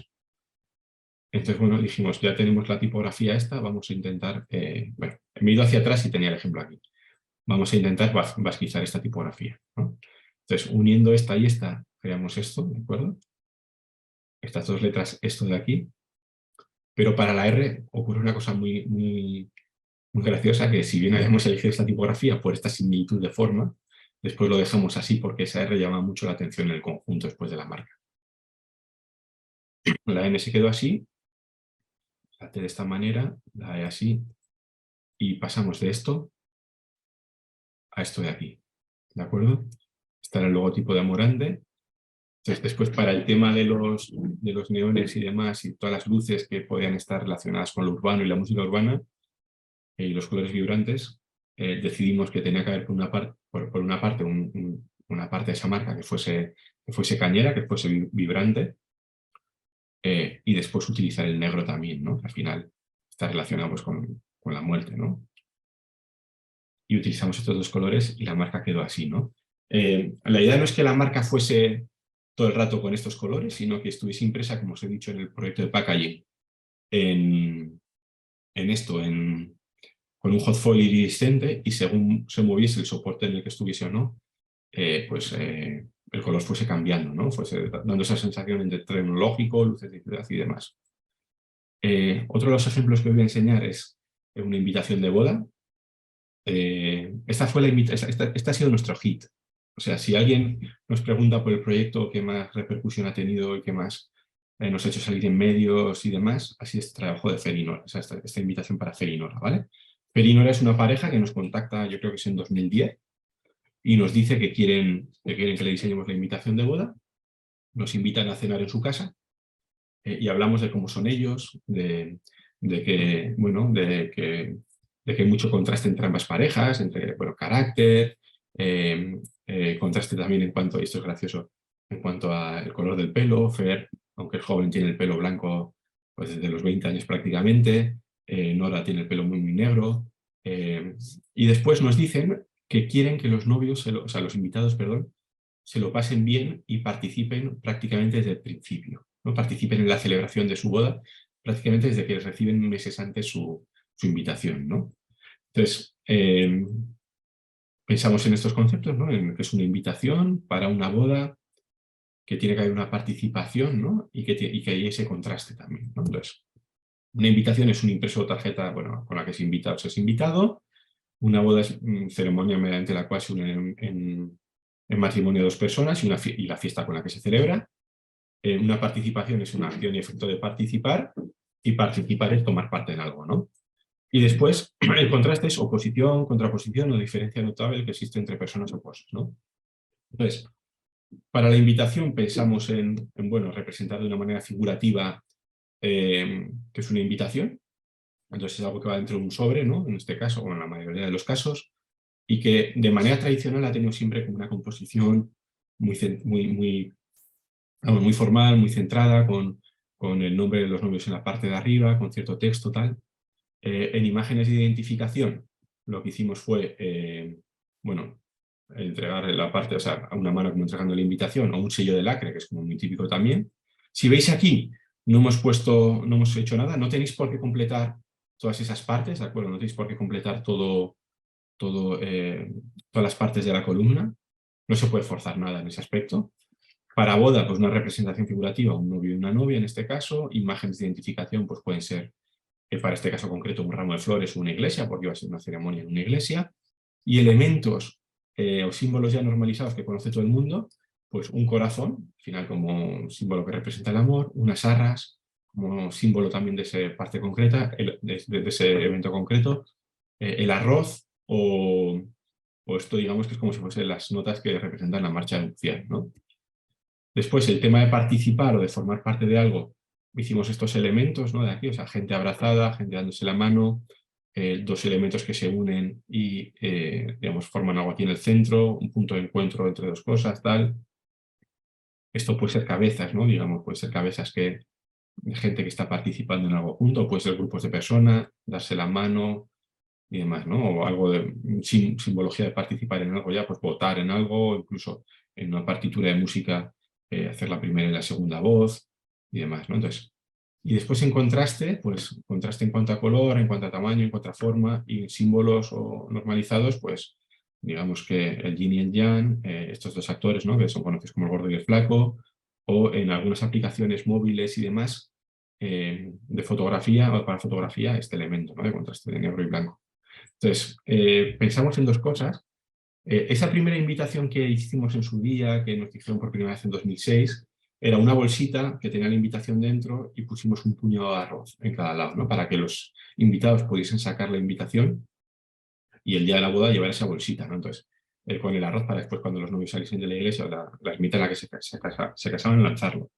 Y nosotros lo que pensamos fue en plan de broma, porque estábamos dándole muchas vueltas y no nos surgían, digo, oye, en lugar de arroz, ¿por qué no nos entregamos confeti, ¿no? De alguna manera, ¿no? Y la idea era como un plan de broma, oye, en lugar de ese arroz, confeti y ya tenemos la idea. Era una broma, te decir que obviamente no lo íbamos a hacer, pero que nos ayudó a generar la idea que era, ¿por qué no metemos confeti en lugar de una bolsita en otro soporte? O ¿por qué no hacemos que el confeti salga de la propia invitación? Bueno, entonces, en este caso, lo que hicimos fue, bueno, oye, podemos tener unos círculos que estén troquelados, que los invitados cuando lleguen, cuando la reciban, quiten tocándolo con el dedo, esos círculos que están ya troquelados, y con ello lo que conseguimos es que los invitados ya de cierto modo estén participando, ¿no? Y dijimos, ostras, pero además esto está muy bien, porque estos son bocetos que tenemos hecho de, bueno, que venga la invitación cerrada, la vamos abriendo, tiene texto en la mitad, quitamos unas partes y cuando se cierra la invitación se crean unas formas. Entonces dijimos, ¿por qué no hacemos que los invitados puedan personalizar sus propias invitaciones y además generen ese confeti, ¿no? Con los cachitos que quitan? Y bueno, empezamos a trabajar en eso. Como veis aquí, pensamos en algunas formas concretas que se podían hacer, que pueden ser formas sin más de quitándose una y otra, pero intentamos darle unas ideas también de, oye, con esto tú puedes hacer esto que está relacionado con la boda, ¿no? Había elementos que habíamos dicho en esa tabla, como el corazón, las arras, los novios, tal, no sé qué. Entonces, elegimos este formato para la invitación, un formato muy grande, que era de 144 por 293 milímetros. Tenemos siempre en cuenta los formatos de sobres que hay disponibles para después meter las invitaciones en caso de que tengan que ir en sobre, pero tenía que hacer una invitación de un tamaño bastante grande para poder tener unos círculos que se troquelasen de tamaño suficiente como para poder quitarlos con el dedo, ¿no? Esto en un tamaño chiquitín, un tamaño más cuco no se podría haber hecho. Entonces, teniendo este tamaño de invitación, empezamos a separar el espacio en esos círculos microperforados, elegimos esta tipografía para poner el nombre de los novios y para poner el texto que tenía que ir, y esta fue la invitación que les presentamos, ¿de acuerdo? O sea, esta es la base, digamos, que presentamos para la invitación. Si veis, está en la parte delantera el nombre de los novios y el texto tanto en castellano como en euskera. Están los círculos microperforados que obviamente se verían por los dos lados.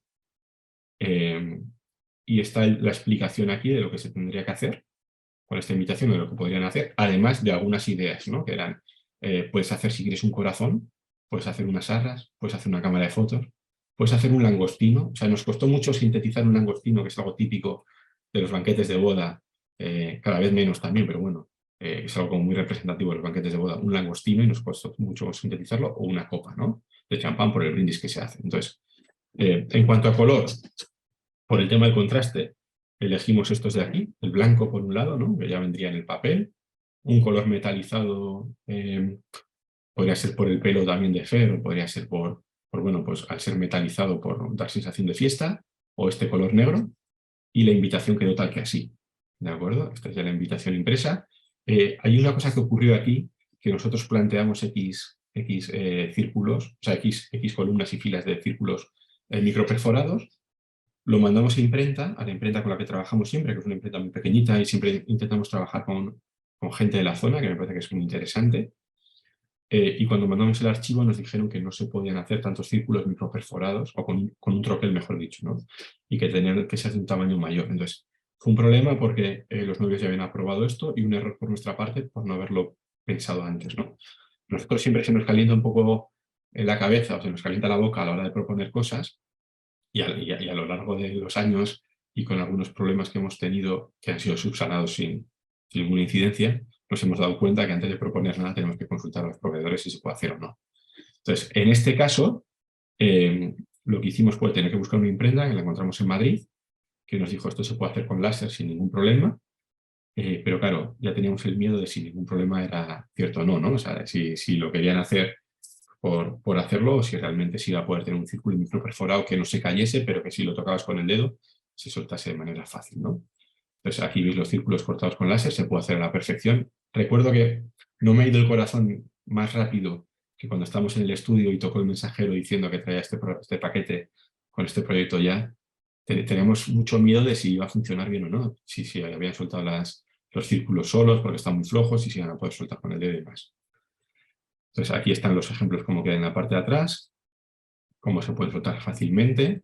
Y bueno, aquí está, digamos, la invitación personalizada y a su vez el confeti para lanzar ese día, ¿no? Y esto es, bueno, cómo quedaban las invitaciones.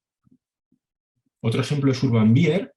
Este es no sé si me queréis preguntar algo, ¿no? Yo veo que en el chat aquí hay textos. Vale, sin más. Vale, perfecto. Son temas que tienen que ver con el audio.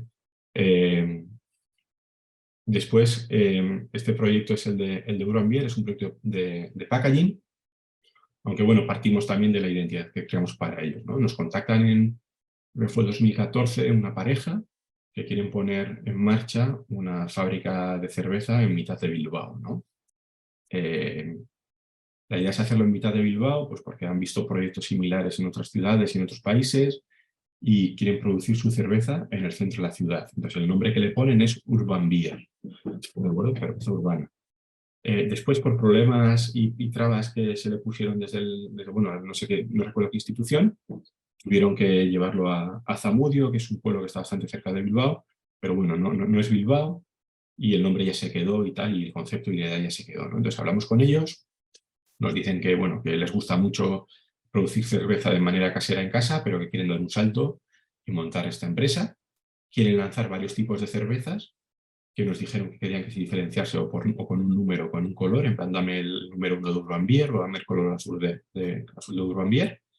Y además lo que quieren también es, bueno, una frase que nos dijeron: queremos que vosotros seáis los responsables de que nosotros, o sea, con la imagen que creéis, con la identidad que creéis de que nosotros vendamos una primera unidad de esa cerveza a una persona, y después los responsables, una vez que habéis vendido vosotros esa primera unidad, tendremos que ser nosotros. No sé si me estoy explicando bien, pero primero tenemos que entrar por la vista y después ya tenemos que entrar por el sabor, ¿no? Entonces, ellos tenían una idea, que querían que fuese una cerveza artesanal, o decir que la cerveza era artesanal, pero eso no era posible porque el método de producción iba a ser artesanal, iba a ser industrial, ¿no? Entonces sí que, de algún modo, querían dejar la impronta, ¿no? de aquí hay un trabajo de una persona poniéndole mucho cariño a esto y tal, casi como un artesano, y les dijimos: oye, ¿y si hablamos de cerveza de autor en lugar de cerveza artesanal? Porque además el mundo de la cerveza artesanal ese año ya también vio una burbuja enorme, estaba el mercado muy saturado, entonces, oye, vamos a diferenciar a vuestra cerveza por eso, ¿no? Porque es una cerveza artesanal. O sea, cerveza de autor, perdón. O sea, los conceptos a transmitir en este caso fueron estos tres: cerveza, de autor y urbana. O sea, cortito y al pie, como decía algún futbolista, ¿no? Entonces, una cerveza, bueno, es una bebida alcohólica hecha con granos germinados de cebada u otros cereales, tal. Un autor es una persona que ha producido alguna obra científica, literaria o artística, o una obra de autor es algo realizado por una persona que procura imprimir a su obra un estilo propio, que es lo que querían hacer esta pareja de Urban Beer. Y lo urbano es perteneciente o relativo a la ciudad, que a su vez es un conjunto de edificios y calles regidos por un ayuntamiento cuya población densa y numerosa se dedica por lo común a actividades no agrícolas, ¿no? Entonces, si veis, o sea, lo urbano está muy desligado de lo que era lo artesanal también, ¿no? Yo creo que acertamos en el cambio ese de concepto. Entonces, conceptos de cerveza, pues bueno, en una representación figurativa de la cerveza, puede ser una botella de cerveza que esté llena o esté vacía, puede ser una copa con una cerveza, un vaso con una cerveza o una jarra con una cerveza, ¿no? Imágenes de identificación, una chapa, ¿no? Recordad que las imágenes de identificación son elementos que nos traen a la mente el concepto que es como más global, ¿no?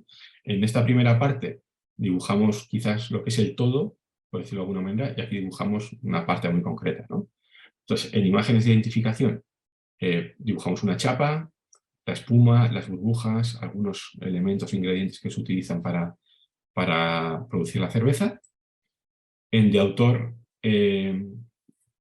elegimos algunas imágenes de identificación como una película que puede ser de fotografía o de cine, una obra seriada, por ejemplo, 1 de 100, 2 de 100, 3 de 100, unos buenos acabados, ¿no? De alguien que le da mimo que pone todo el mimo posible en su obra.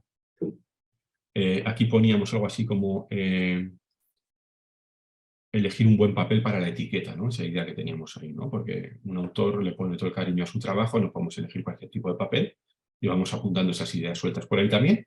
Y después en símbolos normalizados que conoce todo el mundo de autor, pues habíamos puesto una especie de sello, habíamos puesto también una firma con un escudo que lo metimos un poco con calzador, ¿no?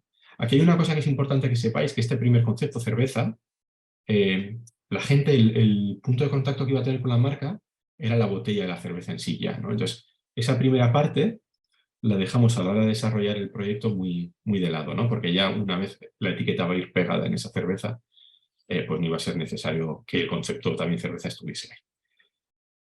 Y después en urbano, representación figurativa, un skyline, ¿no?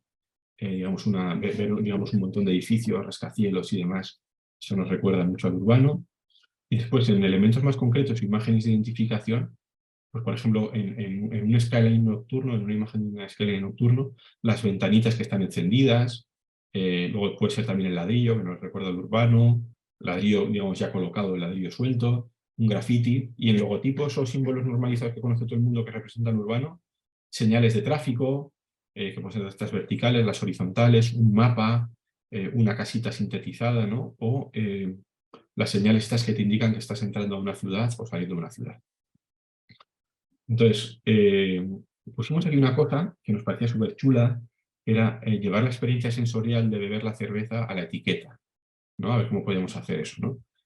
Y os voy a enseñar hasta llegar a la opción final algunas propuestas que hicimos, ¿no? O sea, una era esta, ¿no? De cómo hemos llegado a la idea de que la etiqueta tiene que tener una especie de plantilla hecha digamos, dibujada con spray y demás, pues porque esto está muy relacionado, digamos, este tipo de tipografía y este tipo digamos, de manera de producirla, que sería con spray, con una plantilla y demás, está relacionado con la ciudad, o sea, cuando se ponen estas, digamos, señalizaciones en el suelo donde pone stop o demás en relación, pero además está muy relacionado también con la parte de autor o grafitero, ¿no? O sea, digamos, el grafitero o el artista graffiti como autor, y a la vez también está muy relacionado con pues bueno, con la ciudad en sí, ¿no? Entonces fue una de las propuestas que presentamos, de una manera muy sencillo, urban beer, la variedad de la cerveza, que en este caso todavía no estaban claros, entonces las representamos así, y el color que decían ellos, ¿no?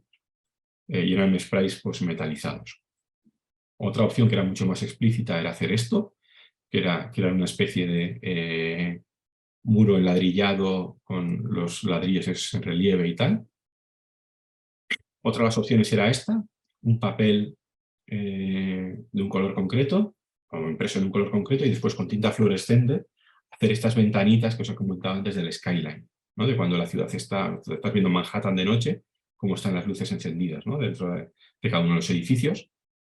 O esta idea que partía de los planos, de los mapas de las ciudades, ¿no? Cuando tú vas a una ciudad y te tienes que desplazar por ella y te entregan un mapa, y después con colores, ¿no? Pero más que un mapa parecía una vidriera, aunque de aquí sacamos una idea que es la que utilizamos finalmente, ¿no?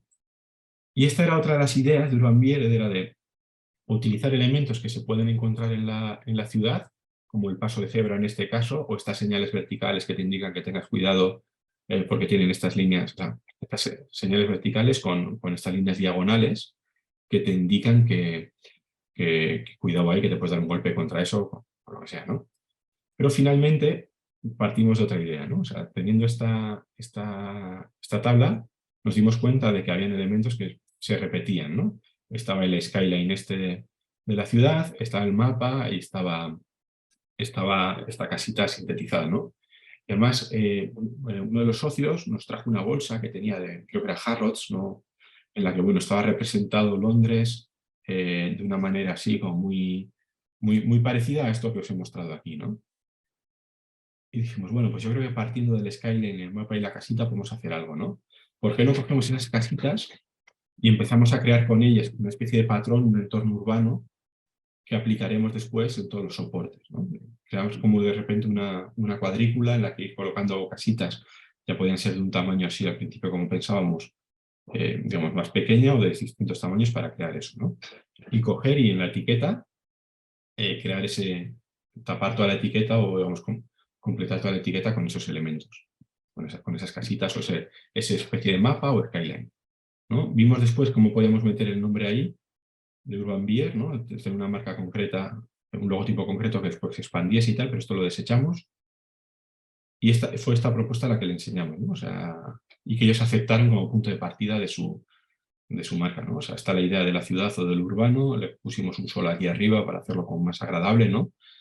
Y pusimos los colores también.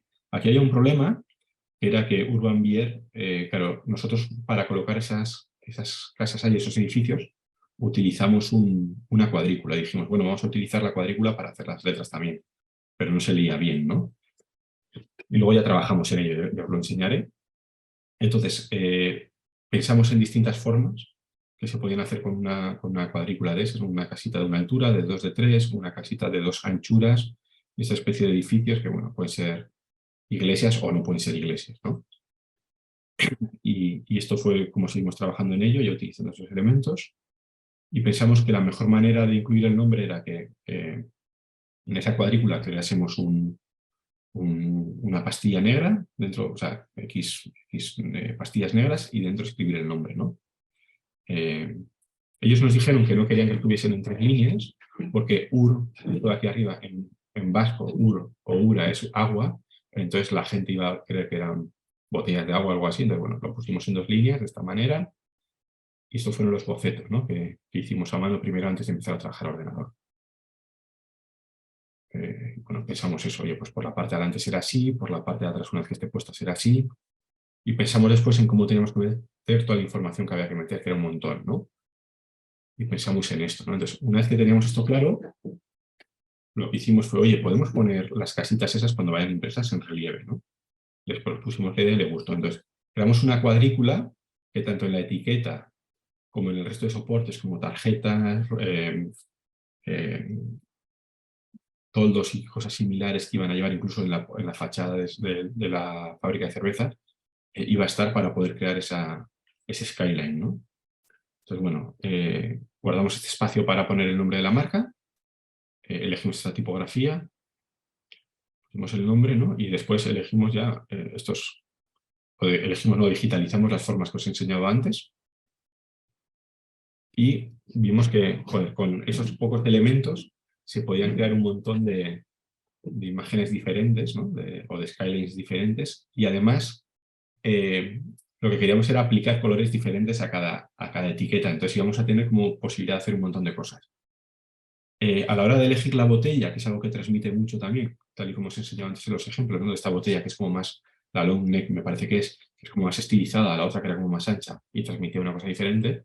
Aquí no tuvimos opción de elegirla porque ellos cuando empezamos a trabajar en el proyecto ya habían elegido un montón de palés o habían comprado un montón de palés de este tipo de botellas, entonces bueno, trabajamos con ella. Quizás después hubiésemos llegado a que la ideal era este también, bueno, pero nos la encontramos ya. Entonces elegimos este tamaño de etiqueta, le dimos, seleccionamos el espacio para empezar a trabajar en poner las casitas, definimos ahí unos espacios para los textos y demás con esta tipografía, ¿de acuerdo?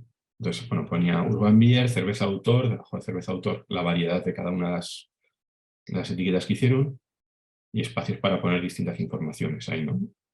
Entonces, una vez teníamos esto claro, esta era la versión para Clean Mail, que fue una de las primeras que sacaron, la versión para Dark Lager, Blonde Ale y tal, ¿no? Eran cuatro cervezas, 4 variedades de cervezas o 4 tipos de cervezas, y lo que hicimos después fue, bueno, elegir un color, una gama de colores para cada tipo de cerveza.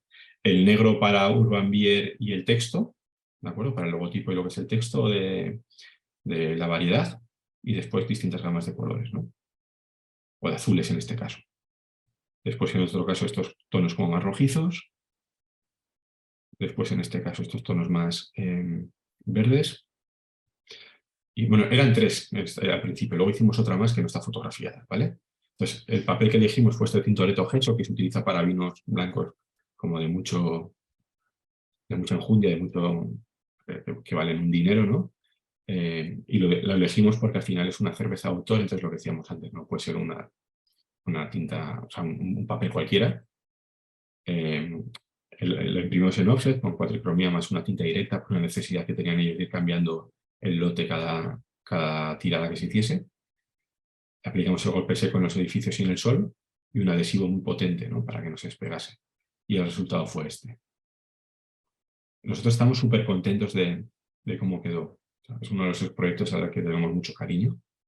Aquí se puede ver cómo está en relieve. Soto Kochak 14. No sé si tenéis alguna pregunta concreta sobre, porque ahora me ha desaparecido, no, ya me ha aparecido lo del chat, vale. Me apareció no. Si tenéis alguna pregunta concreta sobre algo de esto. Luego está este cartel que hicimos para Soto Kochak el año 2013. Como os he dicho antes, Soto Kochak es un festival de música en el que bueno, se celebra en el sótano de la Casa de Cultura del Goibar, un pueblo de Guipúzcoa. Cada año hay como un tema, no sé si de manera consciente o inconsciente, se tematiza la edición de ese año, ¿no? Y este año era la primera vez, hasta este año los músicos que habían venido a actuar siempre eran del País Vasco o de zonas muy cercanas, ¿no? Entiendo que por temas de presupuesto quizás también, ¿no? Y por dar a conocer, pues gente que hace música alrededor, ¿no? Pero este año era la primera vez que había músicos que venían de fuera. Venía alguno de venía alguno de Barcelona, tal. Entonces, y además hacían música como el año 2012 como muy cañera. Música muy cañera, ¿no? Entonces, trabajamos con varias ideas, ¿no? Un festival era uno de los conceptos, música era otro, y forastero, ¿no? Era otro, ¿no? Como en las películas del oeste, forastero se llama a la gente que no pertenece a un lugar y que viene de fuera en ocasiones a hacer el mal, ¿no? Entonces, bueno, un festival es fiesta en las que hay actuaciones especialmente musicales.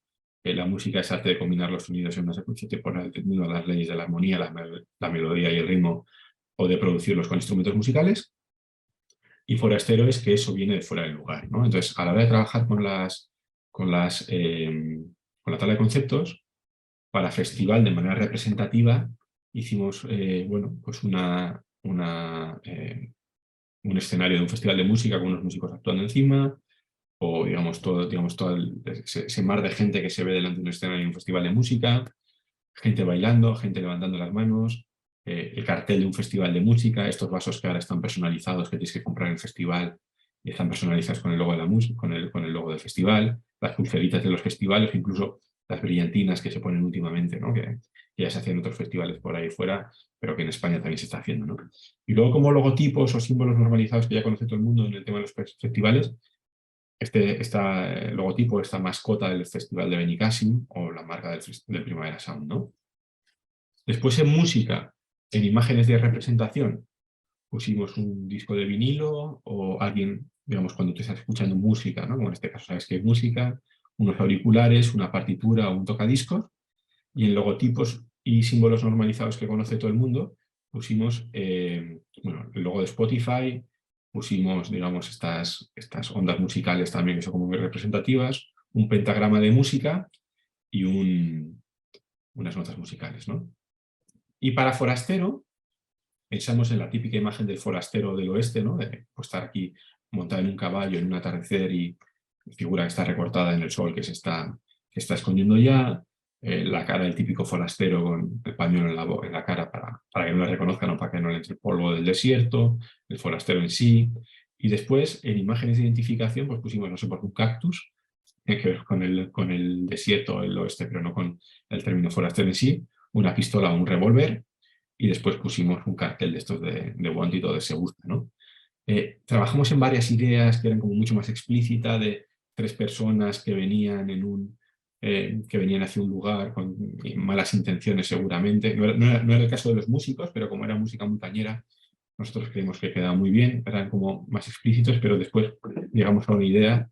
Además, en este momento también íbamos a ir de vacaciones, lo teníamos que coger, tenemos que hacer súper rápido, y pensamos en que podíamos unir de cierto modo al revólver o la pistola, que es algo muy típico de los forasteros, que utilizan para hacer el mal, ¿no? Para disparar y matar o herir a alguien, y lo que viene siendo el pentagrama, ¿no? Y nos pareció que, joder, había una similitud entre el cañón de la pistola, ¿no? Y lo que es un pentagrama musical. Porque si los músicos, o sea, si los forasteros vienen con las pistolas a disparar y a matar a gente, estos forasteros, si quitábamos el cañón y poníamos un pentagrama, lo que iban a hacer es disparar música, ¿no? Es lo que venían a hacer. Entonces elegimos este formato, bueno, no elegimos, nos vino el formato dado, que era una 3, y con la idea esta del Wonti y tal, bueno, hicimos sin más, la idea del cartel en sí, el formato en sí en este caso. Utilizamos estos dos grabados antiguos que cogimos en una base gratuita, en una página gratuita que puedes utilizar que puedes descargar grabados antiguos. Le dimos la vuelta, ¿no? Y lo unimos de esta manera, ¿no? Quitamos elementos que había aquí, como este positive lo quitamos, intentamos quitar otros elementos de aquí y quedó esta imagen, ¿no? Entonces la incluimos así en el cartel como elemento principal.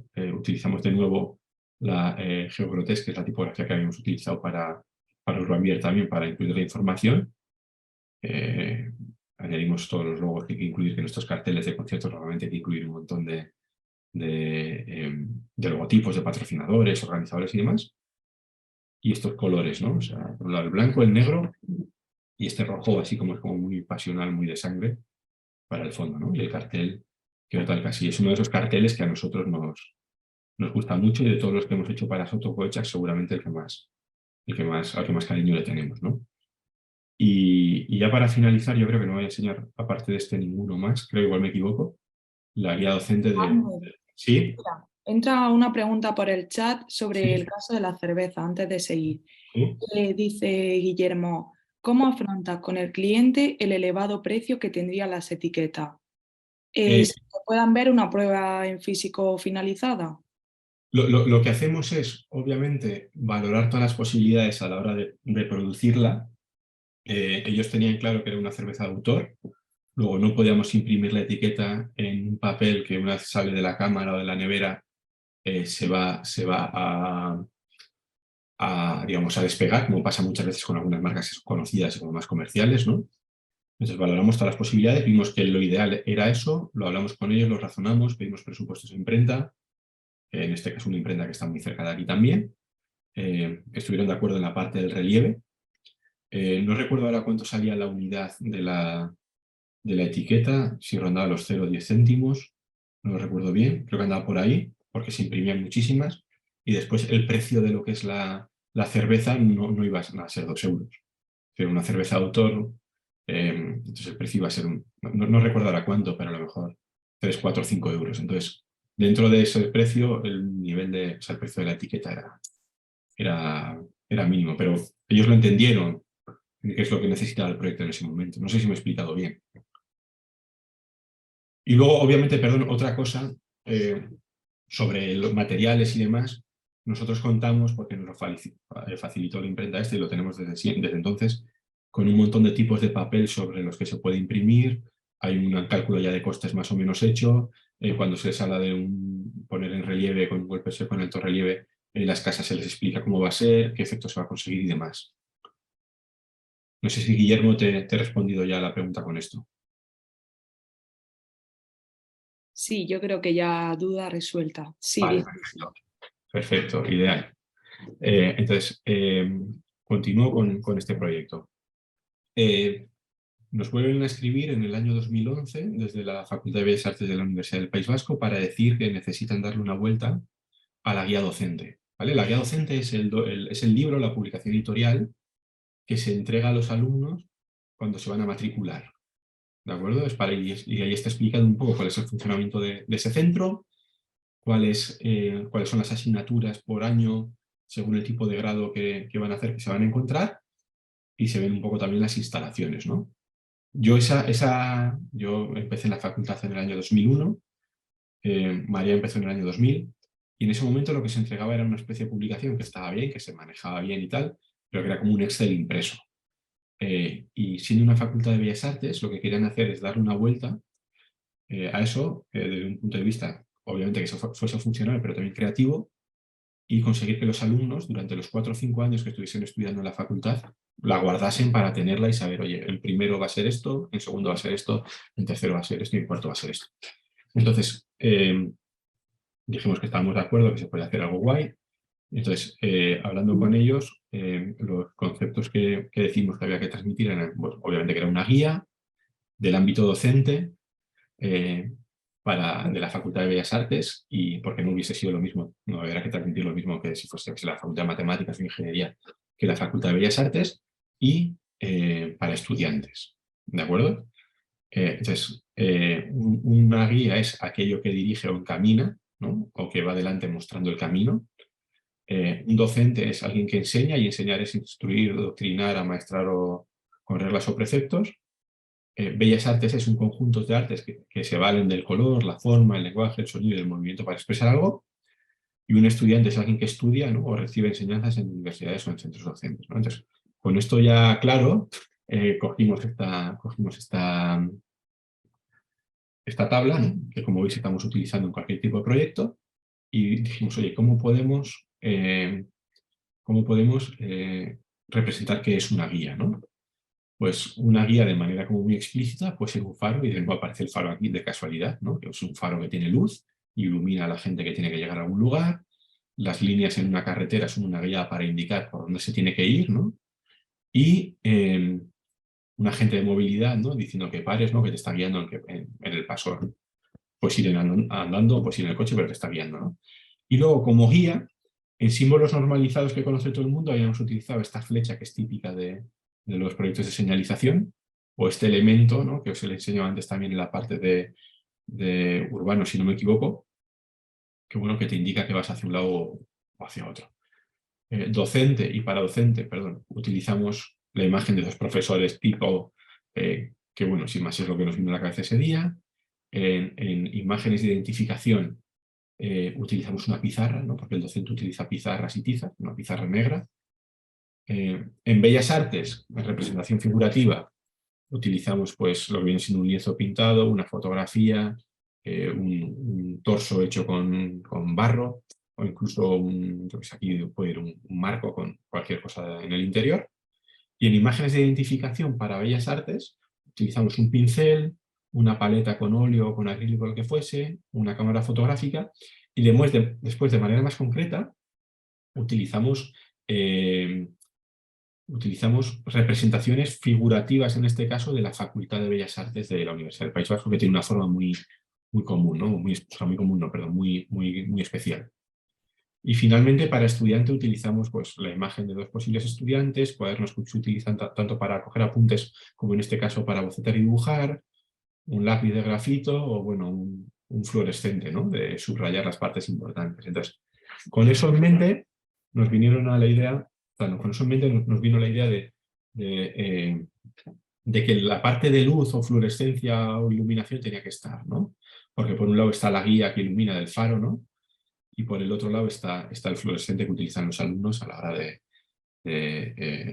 de coger apuntes y demás, ¿no? Entonces, no sé si se entiende muy bien esto, pero es el típico, esto sería el tapón del fluorescente, y está la parte de abajo del fluorescente, lo quitas y subrayas, ¿vale? Por el otro lado estaba la idea de mostrar todo lo que era el centro y lo que hacían los alumnos en las clases y demás con estos elementos, y por el otro lado también mostrar, o por último, mostrar el espacio en el que iban a trabajar, ¿no? Entonces, lo primero que hicimos fue diseñar una especie de maqueta, o pensar una especie de maqueta a mano, porque además era muy complejo la organización del interior, tenía que estar en 3 idiomas, ¿no? Ese año creo que fue el que entró el Plan Bolonia, entonces la guía tenía que estar en castellano, en euskera y en inglés. Había muchísima información, cada profesor entregaba su programa que tenía que aparecer ahí de una manera escrita, tuvimos que, o sea, escrito con un estilo, entonces tuvimos que unificarlo y demás, ¿no? Entonces, bueno, pensamos en vamos a poner la información de manera súper clara, vamos a dejar fotografías grandes para mostrar los espacios de la facultad, y pensamos en este tamaño, 206 por 260, y unas tipografías concretas para el texto, ¿no? Que no tiene mucha importancia. Pensamos también en una especie de retícula tanto para imágenes como para el texto que tenía que ir, que podía ser, por ejemplo, una columna, 2 columnas, 4 columnas, y trabajamos un poco, esta es la cuadrícula, trabajamos así, ¿no? La fotografía podría ir a página completa, pero también podría ir en un espacio más reducido y demás. Entonces, bueno, esto es un boceto que les presentamos. Y cuando ya teníamos la maqueta lista, con toda la información que tenía que ir y demás, y nos quedamos a la espera de que desde la Facultad de Bellas Artes nos pasasen fotografías del espacio. Del espacio, no del espacio de la galaxia, sino del lugar en el que, de lo que es la Facultad de Bellas Artes en sí. Y entonces, a los profesores se les ocurrió que la imagen ideal era esta, ¿no? Esta es, digamos, una especie de cristalera que hay en la Facultad de Bellas Artes, y las imágenes tenían que ser así, ¿no? O sea, como muy panorámicas para ver todo el espacio. Pero esto nos hacía, pues, o sea, este formato hacía imposible que nosotros lo utilizásemos en la maqueta que hayamos diseñado. Entonces dijimos, no, las imágenes no pueden ser tan anchas, entonces a ver si encontráis algo que sea un poco más, pues más con las ideas que os hemos pasado nosotros, ¿no? O más verticales o más horizontales. Y lo que hicieron fue pasarnos a las mismas fotografías, pero recortadas, ¿no? Entonces dijimos, no, esto no puede ser así. Si nos dais permiso, os pasamos presupuesto para trabajar con un fotógrafo que haga mejores fotografías también, porque al final, bueno, sí, obviamente este es el economato de la tienda, este es el economato de la Facultad de Bellas Artes, esta es la biblioteca, pero hay que hacer fotografías que sean interesantes y que hagan, joder, como decíamos, perdón por el taco, que hagan que los alumnos se queden en el libro y el trabajo en sí sea un trabajo artístico interesante, ¿no? Entonces, les dijimos, ¿por qué no hacemos una cosa que estaba muy en aquel momento como en auge, que era IKEA había sacado un libro de recetas y presentaba los ingredientes así? Esto nos parecía súper interesante, súper chulo, ¿no? Era como muy novedoso. Había un blog que se dedicaba a despiezar pues, herramientas o cosas y mostrarlas así de organizadas, y nosotros le dijimos, podemos coger, digamos, para la portada un montón de elementos que los alumnos se van a encontrar en la Facultad de Bellas Artes en los distintos grados y juntarlos y crear una especie de bodegón, ¿vale? Entonces le mandamos esta idea que en el estudio que teníamos antes de venir aquí a Guriezo, pues así sueltos y tal. Después para cada grado, también en la portada del interior de cada grado, poner elementos concretos de cada grado y hacer fotos chulas de lo que viene siendo el espacio y tal, ¿no? Entonces, nos dijeron que sí, contactamos con un fotógrafo que se llama Jesús Torrealdai, yo le conocí al instituto, hicimos los dos bachillerato artístico y después estudió Bellas Artes también. Entonces dijimos, había estudiado después fotografía de producto en Barcelona, y dijimos, es la persona indicada. Entonces, nos pasamos por todas las clases de la Facultad de Bellas Artes con bolsas de estas de compra enormes, metiendo un montón de objetos para después crear bodegones y fotografiarlos, ¿no? Nos fuimos a su estudio a Eibar y creamos unos bodegones que iban a ocupar, como veis aquí, el mismo espacio que ocupan el texto en sí, ¿no? Iba a encajar en la retícula que habíamos creado, y estuvimos de 9 de la mañana a 9 de la noche montando esos bodegones y yo fotografiándolos, ¿no? Aquí estoy yo, pues asegurándome de que el espacio en el que iba a entrar la fotografía era el espacio que estaba pensado para ella en el libro, ¿no? Aquí está yo desde una escalera haciendo la foto, y esta fue la fotografía que se hizo para la portada en blanco y negro, también recordando un poco la pizarra que os comentaba antes, fotografías que se hicieron del lugar, que ya son otra cosa diferente a lo que os había planteado. Y elegimos el color negro, como os he dicho antes, de la idea de la pizarra y un poco unificar todo. Y por el tema flúor, utilizamos de la luz que os comentaba antes y los subrayadores y tal, amarillo fluorescente, no sé si creo que era para el euskera, azul fluorescente para el castellano o el español y rosa fluorescente para el inglés, ¿no? Entonces, la guía docente quedó tal que así. Tras la portada,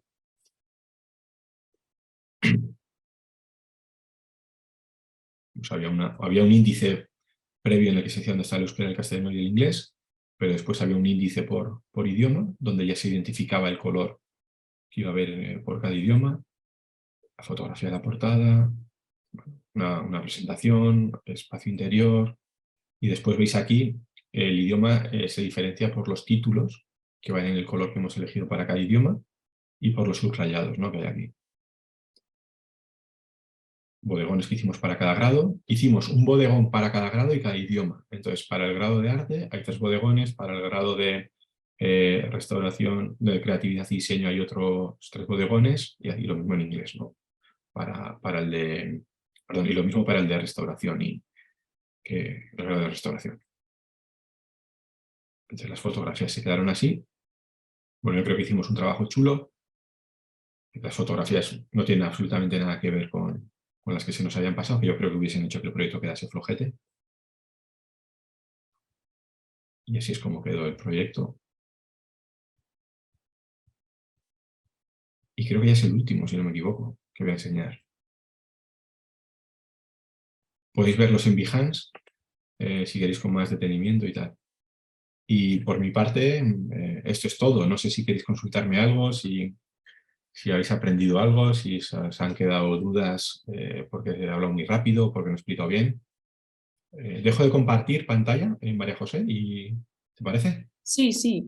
Venga, podemos hacer ahora una ronda de preguntas para que la gente deje en el chat. Yo por aquí tengo una que me pasó Rodrigo Parrado Sí. y pregunta, ¿cuál es vuestro argumento de venta infalible para lograr que un cliente contrate vuestro servicio ahora que puedes tener un logo o un diseño en 2 clics?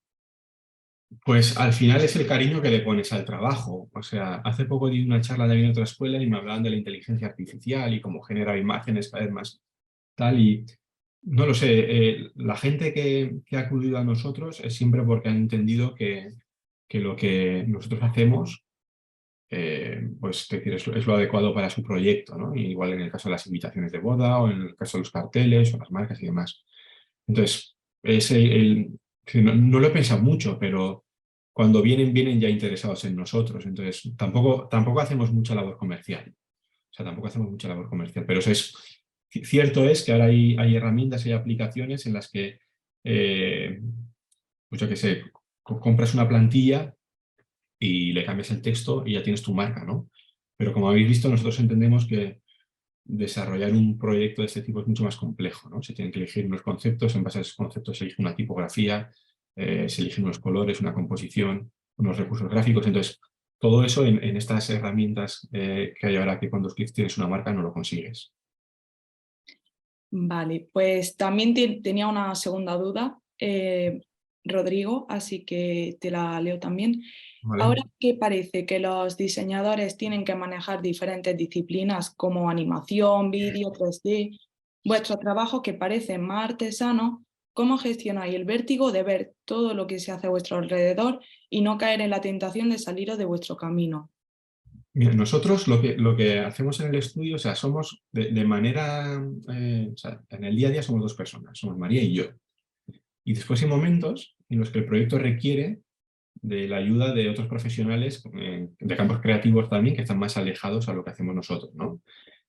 Si tenemos que hacer un proyecto que tiene una parte de UX UI, contactamos con la persona adecuada para hacer eso. Pero o si tiene que haber una ilustración más compleja, por ejemplo, las ilustraciones que hemos enseñado de Soto Koochak o de algunos carteles, las hemos hecho nosotros, ¿no? Las del Festival de Jazz y demás. Entonces, si tenemos que hacer algo más concreto, con un estilo más concreto que se aleja de nuestro, contactamos con el ilustrador.